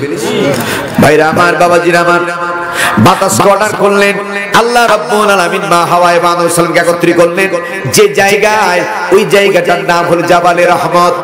জাবালে একটাবার উচ্চারণ করে বলেন না, জাবালে রহমত, যেখানে উপরে দাঁড়িয়ে আল্লাহ নবী পৃথিবীর ইতিহাসে সর্বোচ্চ ভালো মানের, সবচেয়ে উচ্চ মানের ঐতিহাসিক ভাষণ যেখান থেকে দিয়েছিলেন সাহাবীদের সামনে, বিদায় হজের ভাষণ বলা হয়। ওই পাথরের পাহাড়ের পাদদেশে আল্লাহ রাব্বুল আলামিন আদম আলাইহিস সালাম মা হাওয়াকে একত্রিত করলেন। একত্রিত করার পরে হযরত মা হাওয়ার ডান হাতটা তিনি নিলেন, বাম হাতখানা হাতে নিয়ে হাঁটা চলা শুরু করলেন। হাঁটতে হাঁটতে হাঁটতে এমন একটা জায়গায় গেলেন যেখানে সূর্য ডুবে গেল। সূর্য ডুবের পরে হযরতে আদম আলাইহিস সালাম ইশারা করলেন, হাওয়াকে ইশারা করলেন, আর সামনে যাওয়া যাবে না, এখানে অবস্থান করা লাগবে। বসে পড়লেন। হযরত মা হাওয়া বললেন, 3 জন হাজী সাহেব আবার খেয়াল করেন, বসে পড়লেন। আর বসার সাথে সাথে জিজ্ঞেস করলেন, ইয়া আবুল বাশার, এমন একটা জায়গায় 3 300 বছর পরে যেখানে কোনো সবুজ শ্যামলী নাই, যেখানে কোনো গাছপালা নাই, যেখানে কোনো বাড়ি ঘর নাই, যেখানে কোনো ল্যাপ বালিশ নাই, তোষক নাই, কোনো কিছুই নাই, এখানে রাত্রি যাপন করব কেমন কথা? পৃথিবীর কেউ যদি শুনতে না পায়, হযরত মা হাওয়ার কথা শুনেছেন কে? আমার ভাইরা, এই প্রসঙ্গে আল্লাহ তাআলা বলছেন, ও পৃথিবীর মানুষেরা জেনে রাখো, কোন একটা গাছের পাতা যদি পড়ে যায়, ওই গাছের পাতাটা শুকনা না ভিজা? একটা তেঁতুলের গাছের পাতা যদি পড়ে যায়, কোন গাছের কোন পাতাতে পড়ে সে খবর আমার আল্লাহ তাআলার কাছে হয়ে যায়। শুধু তাই না, একটা লাল পিঁপড়া, কালো পিঁপড়া, পিঁপড়া বুঝেন কিনা? রাগী পিঁপড়া। এই পিঁপড়া গেলা হাঁটতে হাঁটতে যখন চলে যায়, ওই পিঁপড়ার পায়ের আওয়াজ মনে হয় খুব বেশি নাকি? আল্লাহ পাক বলছেন, ওই পিঁপড়ার পায়ের আওয়াজ পর্যন্ত আমি আল্লাহ রাব্বুল আলামিন আরশ আজিম থেকে শুনতে পাই। শুধু শুনতে পাই না, আল্লাহ তাআলা বললেন, আল্লাহু সামিউম বাসীর, আমি সব শুনতেও পাই, দেখতেও পাই। সুবহানাল্লাহ বলবেন না? কষ্ট হচ্ছে আপনাদের? ভাইরা আমার, বাবাজিরা আমার, হযরত মা হাওয়া যখন কথা বললেন, ল্যাপ নাই, তোষক নাই, বালিশ নাই, আল্লাহ রাব্বুল আলামিন সঙ্গে সঙ্গে জিবরাইলকে বললেন, জিবরাইল জান্নাত থেকে 8 প্রকার মখমলকে একত্রিত করে একটা পার্সন বানায় নাও, সুন্দর করে একত্রিত করে বানায় নাও। আমরা যখন শীত আসে, তাকান আমার দিকে, শীতের সময় তুলা দিয়া অত্যন্ত মোটা তাজা করে একটা কি গায়ে দেই, জোরে বল, কম্বল না, কম্বল তো কালকে আসলো, লেপ, লেপ, ভালো কথা লেপ, আর আঞ্চলিক ভাষায় লেপ, ঠিক কিনা? আলেম ওলামা তাকান আমার দিকে। এর আরবি কি? এর আরবি হচ্ছে দালিফুন। আলেম ওলামা ভালো করে লিখে নাও, দালিফুন শব্দের হচ্ছে লেপ। দালিফুন, দালিফুন, হ্যাঁ হ্যাঁ, দালিফুন মানে ল্যাব। এই দালিফুন, ভালো করে তাকান, ভালো করে তাকান হাজিরা, দালিফুন শব্দ থেকে এসেছে মুজদালিফা। আল্লাহু আকবার বলবেন না? জোরে বলবেন না আল্লাহু আকবার? মুজদালিফা শুধু চাদর দিয়ে ঢাকা না, রহমতের চাদর দিয়ে ঢাকা। জোরে বলেন সুবহানাল্লাহ। হযরত মা হাওয়া, মেয়ে মানুষ একটু লজ্জা বোধ করতেছেন। আল্লাহ পাক জিবরাইলকে বললেন, মা হাওয়াকে এবং আদম আলাইহিস সালাম সম্পর্কে বললেন, তাদেরকে একটা কুদরতি জান্নাতি ল্যাপ দিয়ে ঢেকে দাও। হযরত মা হাওয়া তৎক্ষণাৎ বললেন, আবুল বাশার, আপনি যখন বললেন, আল্লাহ তাআলা ওহীর মাধ্যমে আপনাকে জানালেন কুদরতি ল্যাপ দিয়ে ঢাকা হয়ে গেছে, তাতে আমার কোনো সন্দেহ নাই। কিন্তু মানুষ আর জিন দেখতে পাবে না, কিন্তু মশা আছে, মাছি আছে, মশা আছে, কথা বলেন না, মশা আছে, মাছি আছে। আমার ভাইয়েরা, কানে কানে মা হাওয়া যখন আদম আলাইহিস সালামের এই কথা বললেন, মশা আছে, মাছি আছে, এই কথা আল্লাহ শুনতে পেয়েছেন না পান নাই? ভাইরা আমার, তাকান আমার দিকে, আমি চ্যালেঞ্জ ছুড়ে বললাম, গোটা পৃথিবীর, তামাম পৃথিবীর সব জায়গায় আমি মশাও পাবেন, মাছিও পাবেন, ইল্লা মুজদালিফা। কিয়ামত পর্যন্ত মুজদালিফায় একটা মাছি মশা প্রবেশ করতে পারবে না। আসতে বলেন আল্লাহু আকবার, চিৎকার মেরে বলেন আল্লাহু আকবার। আমার ভাইরা, হযরত মা হাওয়ার সম্মানার্থে পৃথিবী যতদিন থাকবে, আর গোটা পৃথিবীর হাজিরা যতদিন হজ করতে যাবেন, আরাফার ময়দান থেকে সেকেন্ড টাইম মুজদালিফায় যখন যাবেন, সেখানে কোনো বালিশ থাকবে না, সেখানে কোনো ল্যাপ থাকবে না, সেখানে কোনো ঘর থাকবে না, নির্দিষ্ট আমার ভাইরা, সেখান থেকে আবার ফিরে আসি আল্লাহর নবী জনাব মুহাম্মদুর রাসূলুল্লাহ। চিৎকার মেরে বলুন না সাল্লাল্লাহু আলাইহি ওয়াসাল্লাম। মৃত্যুর 6 মাস পূর্বে, কয় মাস? এই কথা বলে কেন? আপনারা কথা শুনতে পান না ছেলেগুলো? 6 মাস পূর্বে আল্লাহর নবী ওই জাবালে রহমত পাহাড়ের পাদদেশে গিয়ে সিজদায় পড়ে গেলেন। কারণ আল্লাহর কাছে যত ইবাদত আছে, সবচেয়ে আল্লাহর প্রিয় ইবাদতের নাম হলো সিজদা দেওয়া। কি দেওয়া? কথা বলে না, কি দেওয়া? আপনি যখন এই মসজিদে, আপনার মসজিদে সিজদা দেন, আর মুয়াজ্জিন যখন আযান দিল, হাইয়া আলাস সালাহ,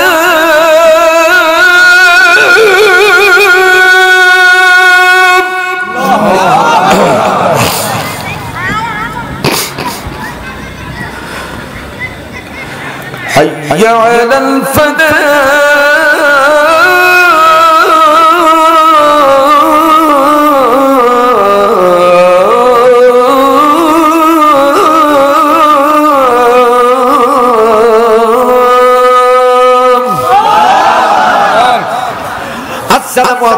এদের অর্থ হচ্ছে নামাজের দিকে হাইয়া আলাস সালাহ, নামাজের দিকে এসো, হাইয়া আলাল ফালাহ কল্যাণের দিকে।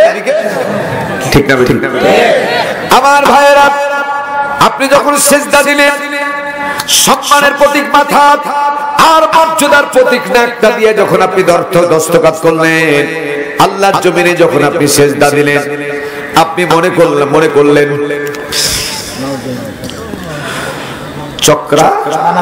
চক্রানন্দ, খুব কঠিন শব্দ, চক্রানন্দ এলাকায় মসজিদে আপনি সিজদা দিলেন, কিন্তু আল্লাহর দরবারে এটা এভাবে গ্রহণ করা হয় না। আল্লাহ পাক রব্বুল আলামিন বলে, বান্দারে এই এলাকার মসজিদে সিজদা দিয়েছো তুমি মনে করলা, কিন্তু তুমি মসজিদের জমিনে সিজদা করো নাই। তোমার মাথা আর তোমার কপাল দিয়ে জমিনে দস্তখত করলা, সিগনেচার করলা, আর তোমার সিগনেচার করার কারণে সম্মান আর মর্যাদার প্রতীক মাথাকে নুয়ে দেওয়ার কারণে আমি আল্লাহ পাক ওয়া নাহানু আকরাবু ইলাইহি মিন হাবলিল ওয়ারিদ।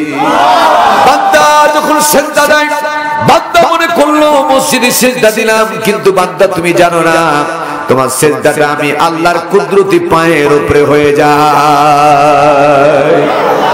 ভাইরা আমার, বাবাজিরা আমার, আল্লাহ রাব্বুল আলামিন নবী সিজদায় পড়ে মাথা দিয়ে কান্না শুরু করলেন, সিজদা দিয়ে কান্না শুরু করলেন।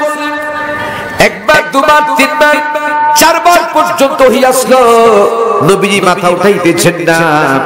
পঞ্চমবার এসে হযরত জিবরাইল সালাম বলতে লাগলেন, ইয়া রাসূলুল্লাহ, আল্লাহ রাব্বুল আলামিন সইতে পারেন না। আমার সামনে আল্লাহ পাক এই কথা বললেন, আমার বন্ধুর কানে কানে বলে দাও, পৃথিবীর সব বরদাস্ত করতে পারবো, আমার বন্ধুর চোখের পানি আমি আল্লাহ তাআলা সইতে পারি না। আমার বন্ধুকে জানতে চাও, তাড়াতাড়ি বলো কি জন্য কান্দে। হযরত জিবরাইল সালাম তৎক্ষণাৎ বসে বসে রাসূলকে বারবার জিজ্ঞেস করা শুরু করলেন। আল্লাহ নবী তৎক্ষণাৎ বললেন, ইয়া আখি জিবরাইল, লা নবিয়্যা বাদি ওয়ালা রাসূলা, আমার পরে তো কোন নবী রাসূল আসবে না, আমার পরে নবী রাসূল আসবে আনা খাতামান নবিয়্যিন, আমি হলাম শেষ নবী, লা নবিয়্যা বাদি ওয়ালা রাসূলা, আমার পরে কোন নবী রাসূল আসবে না। এদিকে তাকান, কোন একটা ছাগলের পালে, কোন একটা গরুর পালে যদি রাখাল থাকে, রাখালকে ওভারটেক করে অনেক সময় গরু ছাগল মানুষের খেতে চলে যায়, কথা বলেন ঠিক কিনা?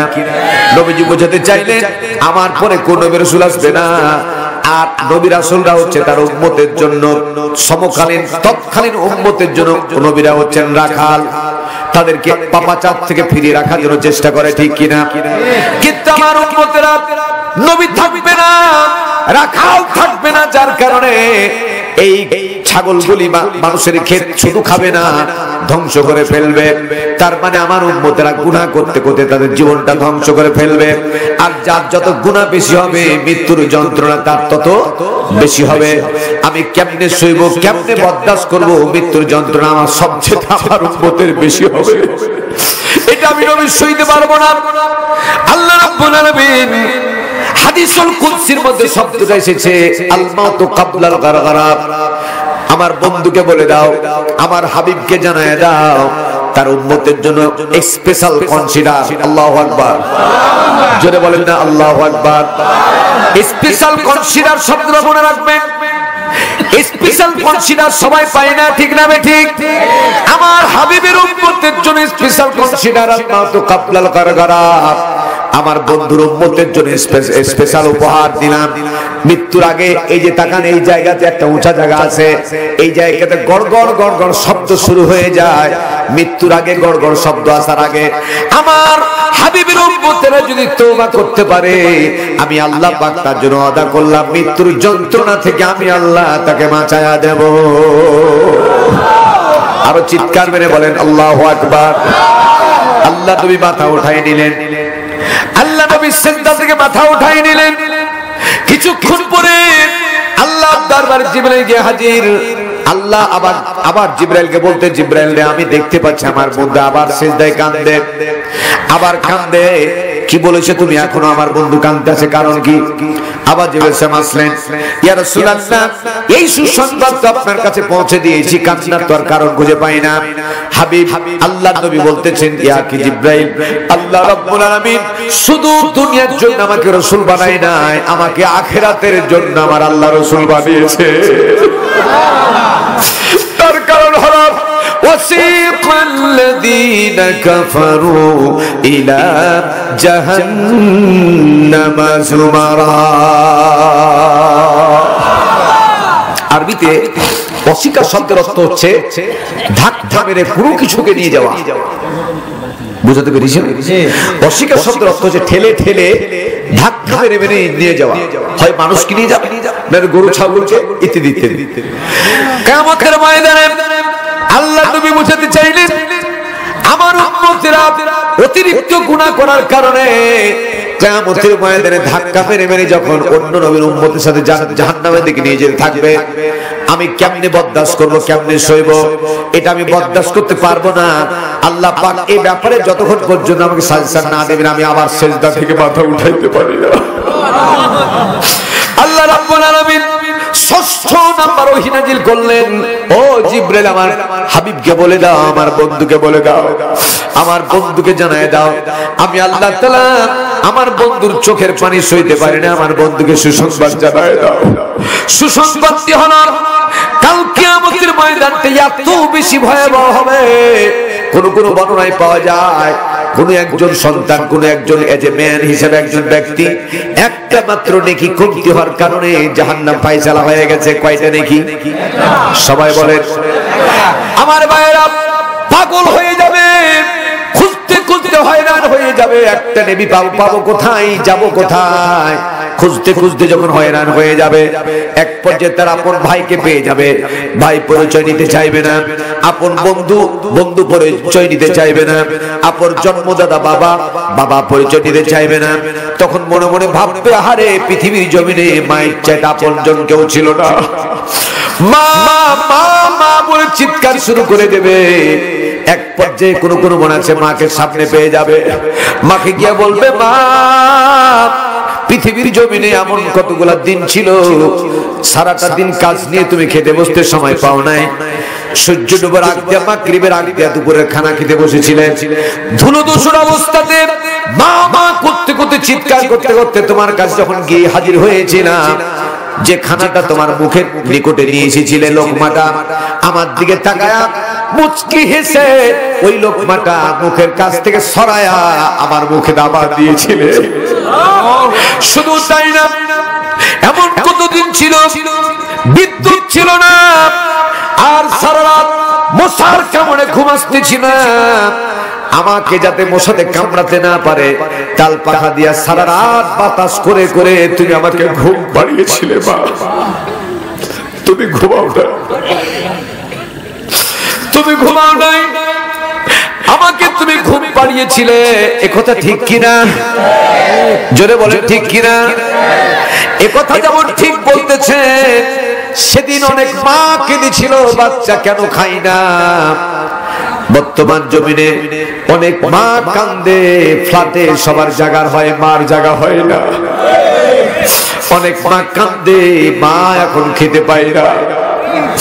আমার মায়েরা, আবার বলি আমি, সেদিন মার কাছে হাজির হয় আর এতগুলি বর্ণনা দিয়ে বলবে, মা একটি মাত্র নেকি কমতি হওয়ার কারণে জাহান্নাম ফায়সালা হয়ে গেছে, তোমার আমলনামা থেকে একটা নেকি দিলে আমি জান্নাত যেতে পারবো। সেদিন মা পর্যন্ত বলবে, দুনিয়াতে বিয়ে হলো না, সন্তান পেলাম কোথায়? এক কথায় কেউ একটা নেকি দিতে চাইবে না।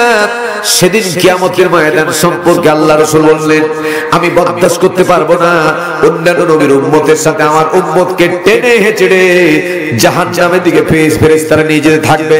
আল্লাহ রাব্বুল আলামিন সঙ্গে সঙ্গে জানাই দিলেন, সুসংবাদ জানাই দিলেন 50,000 সানা মিম্মা তাউদ্দুন, 50,000 বছর বিপদের দিন সম্পর্কে আমার হাবিবকে সংবাদ দিয়ে দাও। তার নিজ দায়িত্বে নিজ উম্মতকে বাছাই করে করে আল্লাহ আমি অর্ডার দিয়ে দিলাম সেজন্য জান্নাতে পৌঁছায়া দেয়। আল্লাহু আকবার। আমার নেতা তোমার নেতা, জোরে জোরে আমার নেতা তোমার নেতা বিশ্ব নবী মুস্তাফা, লিল্লাহি তাকবীর। কোরআন আছে যেখানে, আল্লাহ রাসূল যেখানে, তিনি প্রতিষ্ঠান যেখানে, আমার ভাইরা আমার বাবাজিরা, সেদিন কিয়ামতের ময়দান সম্পর্কে আল্লাহ পাক যখন সংবাদ দিয়ে দিলেন, সঙ্গে সঙ্গে নবী সিজদা থেকে মাথা উঠায়া দেরি না করে তাকান আমার দিকে। হযরত আয়েশা সিদ্দিকা রাদিয়াল্লাহু তাআলা আনহার ঘরে প্রবেশ করলেন। আম্মা আয়েশা ডান হাতখানা নিলেন, রাসূলের বুকের এই জায়গায় লাগালেন। এই জায়গায় লাগিয়ে বলতেছেন, আয়েশা আমার বুকের এই জায়গাটাতে পাথর বসেছিল, উহুদ পাহাড়ের মতো একটা পাহাড় চাপা দিয়েছিল। আমার দয়ার আল্লাহ, আমার মাবুদ, আমার মাওলা তার আপন কুদরতে তার বন্ধুকে আল্লাহ তাআলা কলিজাটা হালকা করে দিয়েছে। আম্মা এসে বললেন, ইয়া রাসূলুল্লাহ এত শক্ত কথা আমি বুঝতে পারি না, আমাকে পরিষ্কার করে শুনুন।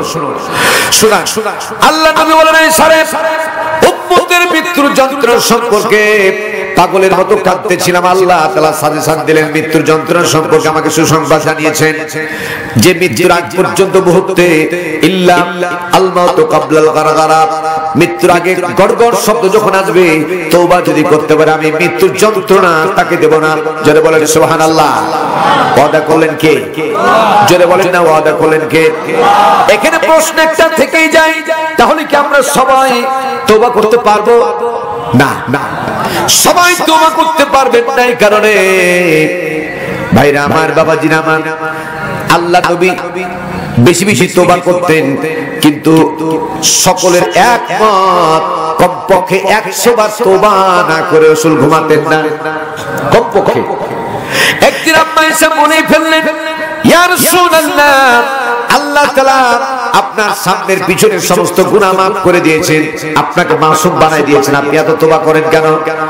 আল্লাহ নবী তৎক্ষণাৎ বললেন, আয়েশা যে আল্লাহ তাআলা আমাকে ক্ষমা করে দিলেন তার কৃতজ্ঞতা স্বীকৃতি দেওয়ার দায়িত্ব আমার।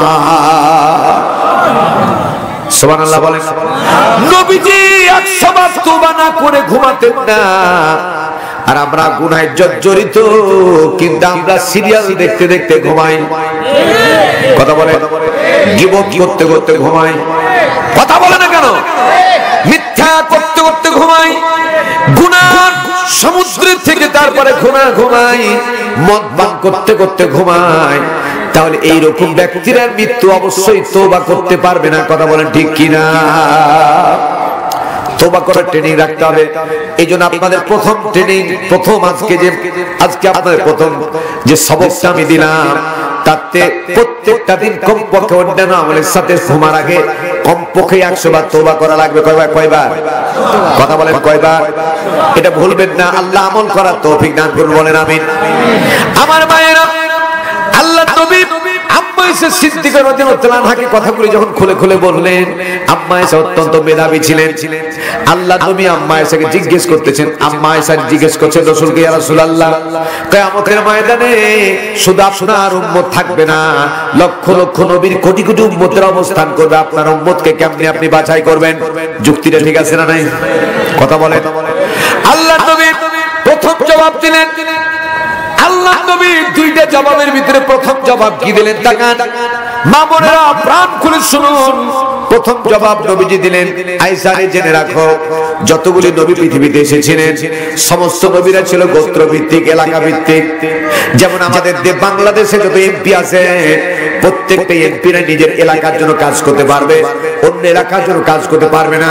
কিন্তু যারাকে মন্ত্রিত্ব দেওয়া হয়েছে তিনি এলাকার জন্য মন্ত্রী না, তিনি হলেন গোটা বাংলাদেশের মন্ত্রী। ঠিক কিনা? কথা কি বোঝাতে পেরেছি? আল্লাহ রাব্বুল আলামিন আম্মা আয়েশাকে বলেন, আয়েশা রে যতগুলি নবী পৃথিবীতে আল্লাহ পাঠিয়েছিলেন সমস্ত নবীরা ছিলেন এলাকা ভিত্তিক, গোত্র ভিত্তিক, কিন্তু আমার সম্পর্কে আল্লাহ বলেছেন, পড়েন সবাই, ইয়া আইয়ুহান নাসু ইন্নী রাসূলুল্লাহি ইলাইকুম জামিআ। হে রাসূল, পৃথিবীবাসীর কাছে আপনি ঘোষণা করে দিন, এলান করে দিন, জানাই দিন, আল্লাহ তাআলা নট অনলি মক্কা আর মদিনা, আমাকে শুধু মক্কা মদিনার জন্য রাসূল বানাই নাই, আমাকে আল্লাহ তাআলা তামাম পৃথিবীর সমস্ত মানুষের জন্য রাসূল হিসেবে প্রেরণ করেছেন। সুবহানাল্লাহ বলবেন। আমার ভাইরা, এক নম্বর জবাব, দুই নম্বর জবাব হলো আয়েশারে, কোন একটা ময়দানে 1 লক্ষ ঘোড়া যদি থাকে বা 2 লক্ষ, তাকান এদিকে, লড়ালড়ি করিয়েন না, কোন একটা ময়দানে 1 লক্ষ 2 লক্ষ 1 কোটি ঘোড়া যদি থাকে, আর একটা ঘোড়ার কপাল যদি থাকে গুররাম মুহাজ্জালিন, সাদা পাখরা, আয়েশারে 1 লক্ষ ঘোড়ার ভিতরে একটা চিতওয়ালা ঘোড়া, পাকড়া ঘোড়া আলাদা করা যাবে কিনা? আম্মা এসে বলে অনাসে যাবে। এবার আপনারা সব কেনে জবাব দেন, 1 কোটি 2 কোটি ঘোড়ার ভিতরে একটা চাকরা পাকড়া ঘোড়া যদি থাকে তাহলে বের করা যাবে কিনা? আল্লাহ নবী বলেন, সারে আমার যারা উম্মত হবে তারা নামাজি হবে, কি হবে? জোরে বলো, আমার যারা উম্মত হবে তারা নামাজি হবে। আর নামাজ পড়তে গিয়া নামাজের পূর্ব শর্ত হচ্ছে ওযু করা। চিৎকার মেরে বলেন, কি করা? ওযু করা। ওযু ছাড়া কি নামাজ হবে? নামাজ হবে না। কিন্তু আমার চোখটা দিয়ে দেখেছি ইলেকশনের সময়, যদিও ইলেকশনের সিস্টেম পাল্টে গেছে আমার ভাইরা, সময়েরও পরিবর্তন হয়েছে, কোন কোন সময় দিনের পরিবর্তে রাত্রি হয়েছে আমার ভাইরা। আর সেদিকে বলতে পারি না, বুঝাতে পারি না, যে কথা বলতেছিলাম ভালো করে শুনুন, তাকায় কান লাগায় শুনুন। আল্লাহ নবী বললেন, আয়েশারে ওযুর অবস্থা, আমার যে উম্মত নামাজের পূর্বে ওযু করবে, আর মিসকাতুল মাসাবির মধ্যে এসেছে ওযুর ক্ষেত্রে 7টা জায়গার নাম আছে, শরীরের ভিতরে 7টা জায়গার নাম। এই 7টা জায়গা, যে জায়গাগুলিতে ওযুর পানি স্পর্শ করেছিল, কিয়ামতের ময়দানে ওই জায়গাগুলি সূর্যের আলোর চাইতে কোটি কোটি গুণ বেশি নূর আমার আল্লাহ তাআলা দান করে দিবে। আর সে নূরগুলি দেখে দেখে বাছাই করে করে আমার জান্নাতি উম্মতগুলোকে বাছাই করে করে আমি জান্নাত নিয়ে যাব। জোরে বলুন সুবহানাল্লাহ। আর একটু জোরে বলেন না সুবহানাল্লাহ।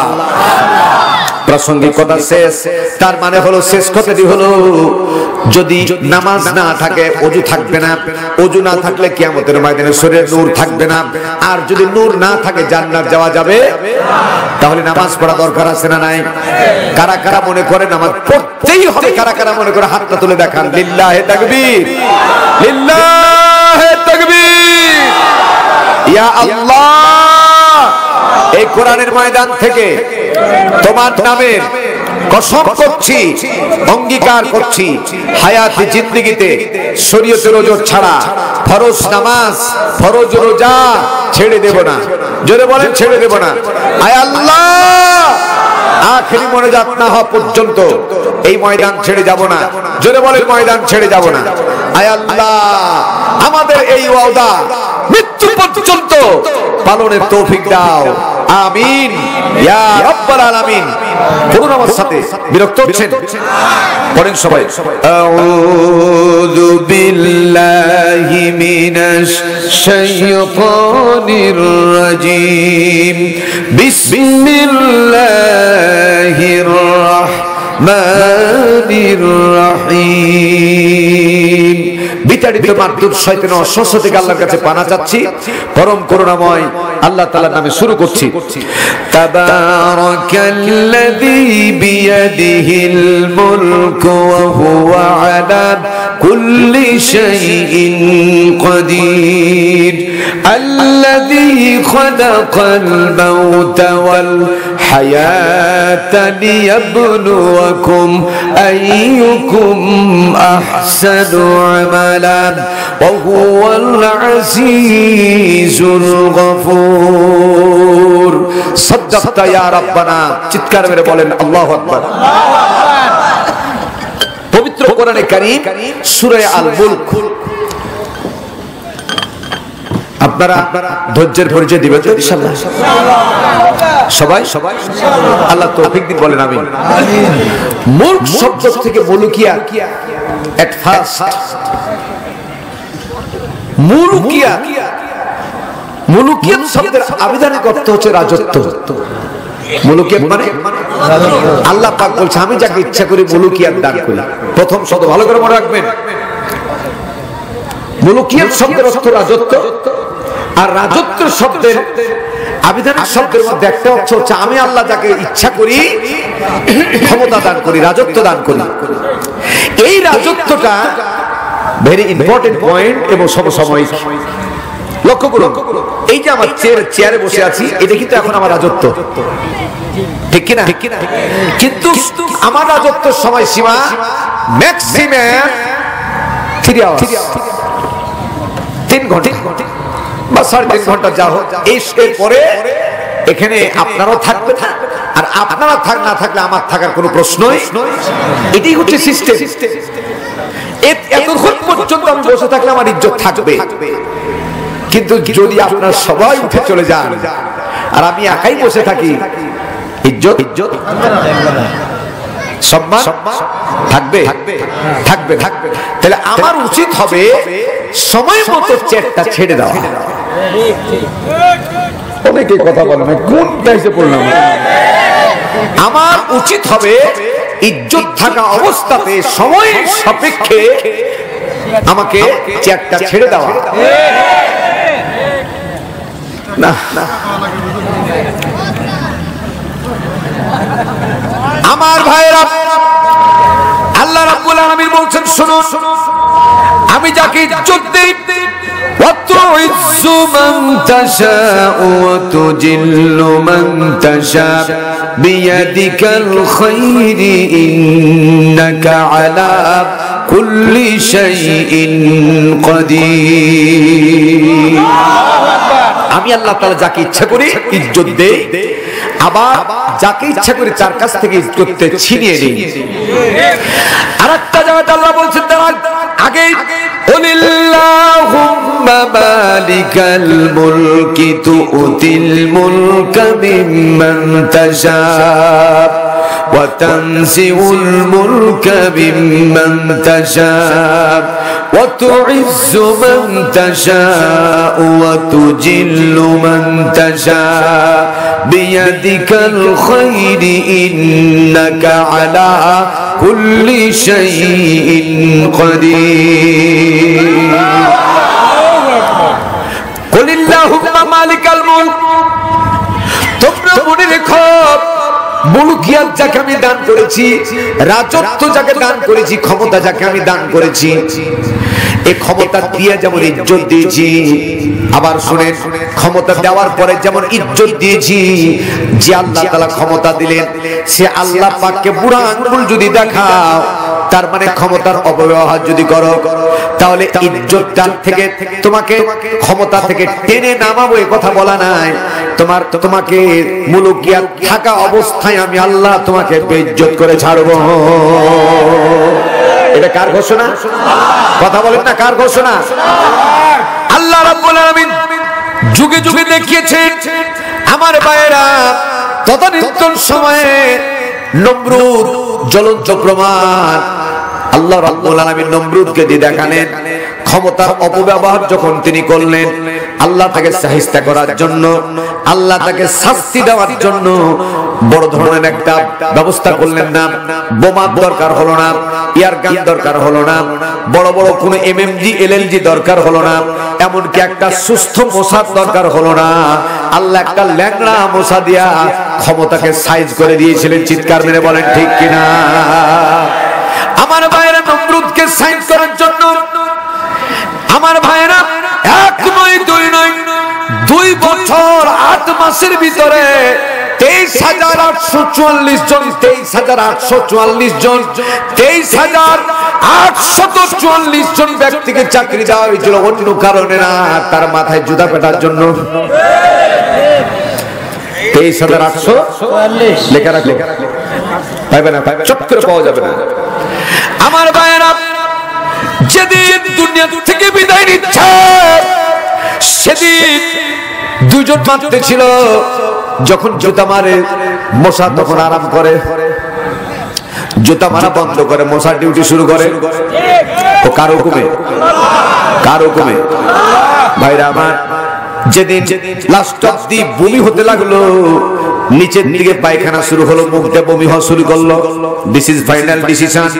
তখন পায়খানার ভিতরে আরো দুইজনকে ডাকলো, বললো এতে দিয়ে হবে না, আরো দুইজনকে দাও।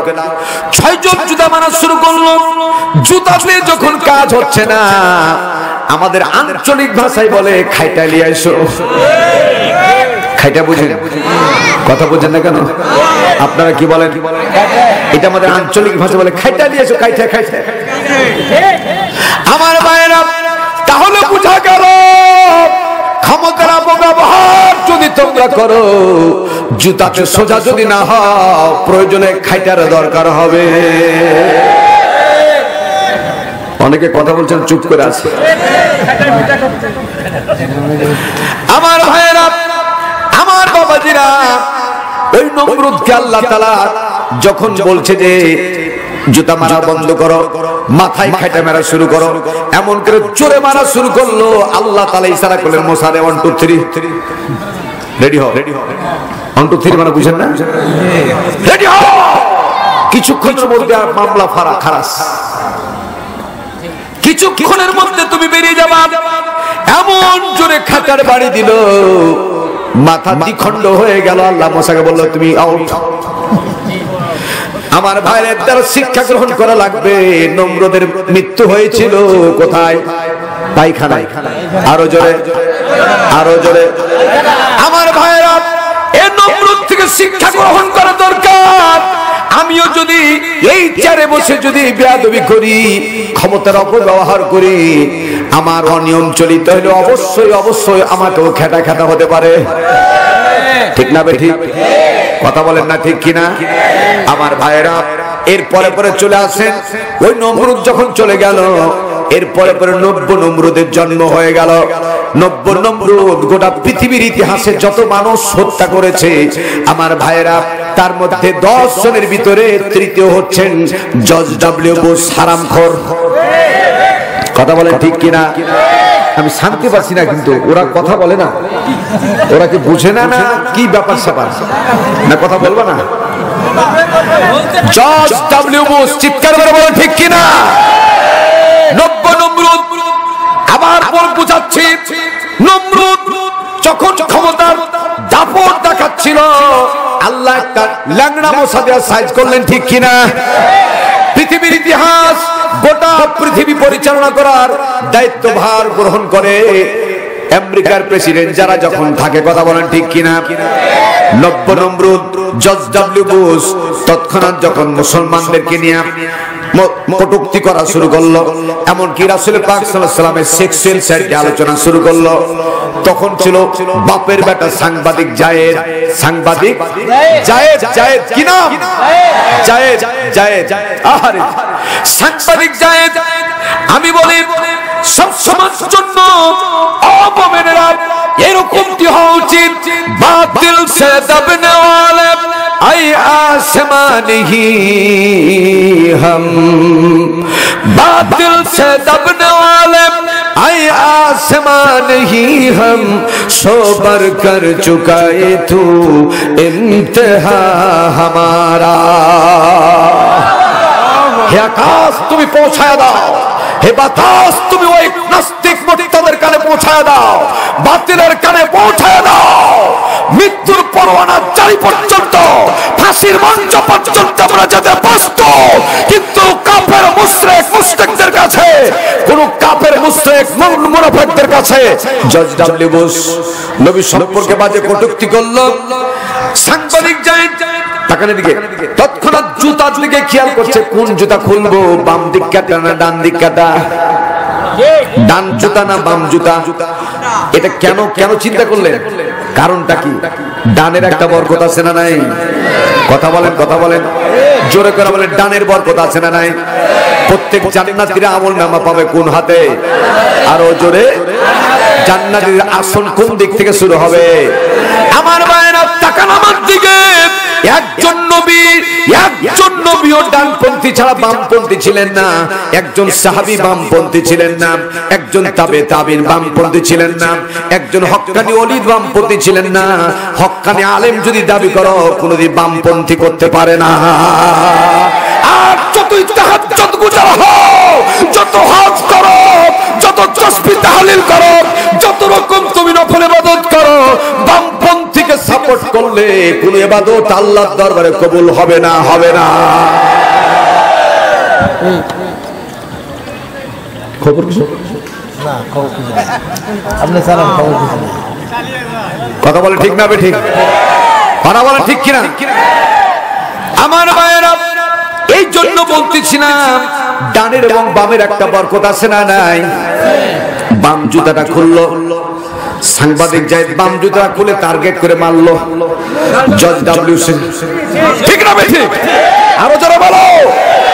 তখন সে ক্ষমতায় ছিল না, ছিল না?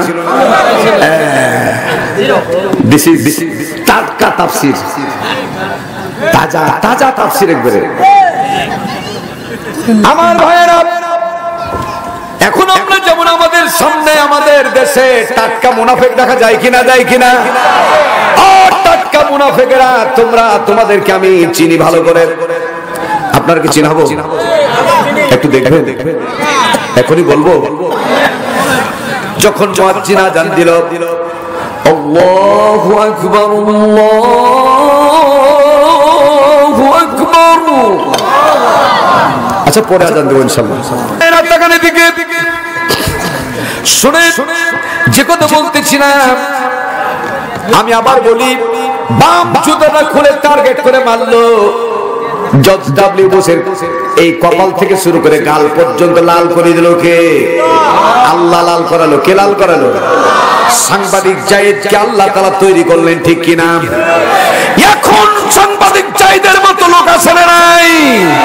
মামুনুল হকের মতো লোক আছে না নাই? লিল্লাহি তাকবীর, লিল্লাহি তাকবীর। প্রত্যেকটা থানায় থানায়, ওয়ার্ডে ওয়ার্ডে মামুনুল হক তৈরি হবে ইনশাআল্লাহ। হযরত ওমর তৈরি হবে ইনশাআল্লাহ। নমরুদ বাহিনীকে ছাটা মেরে বের করে দেওয়া হবে ইনশাআল্লাহ। লিল্লাহি তাকবীর। কোরআন আছে যেখানে, আল্লাহ রাসূল যেখানে,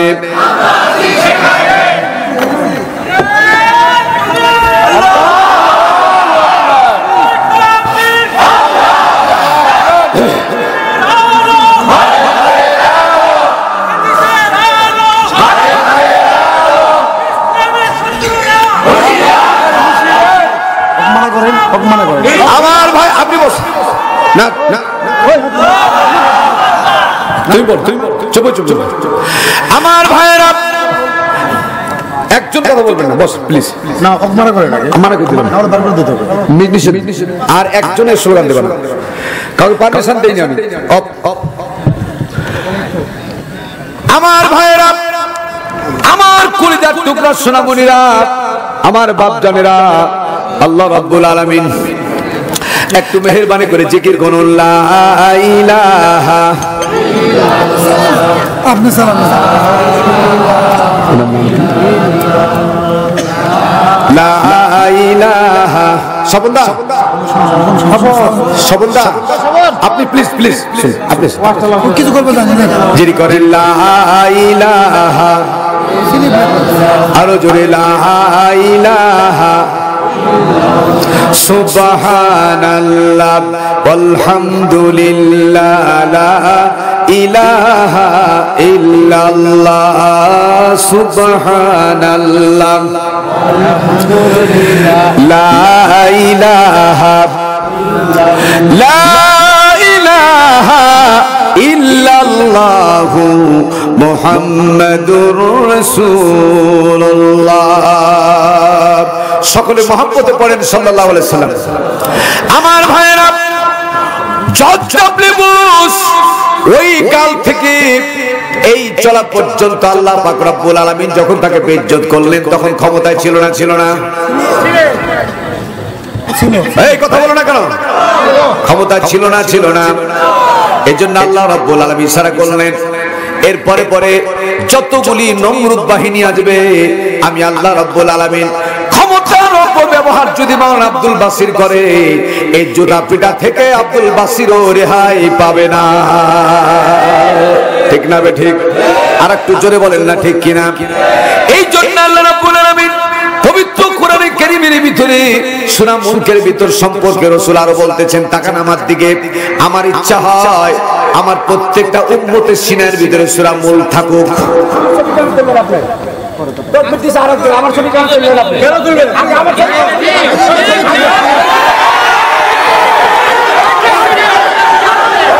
আমি বলছি চুপ বসো।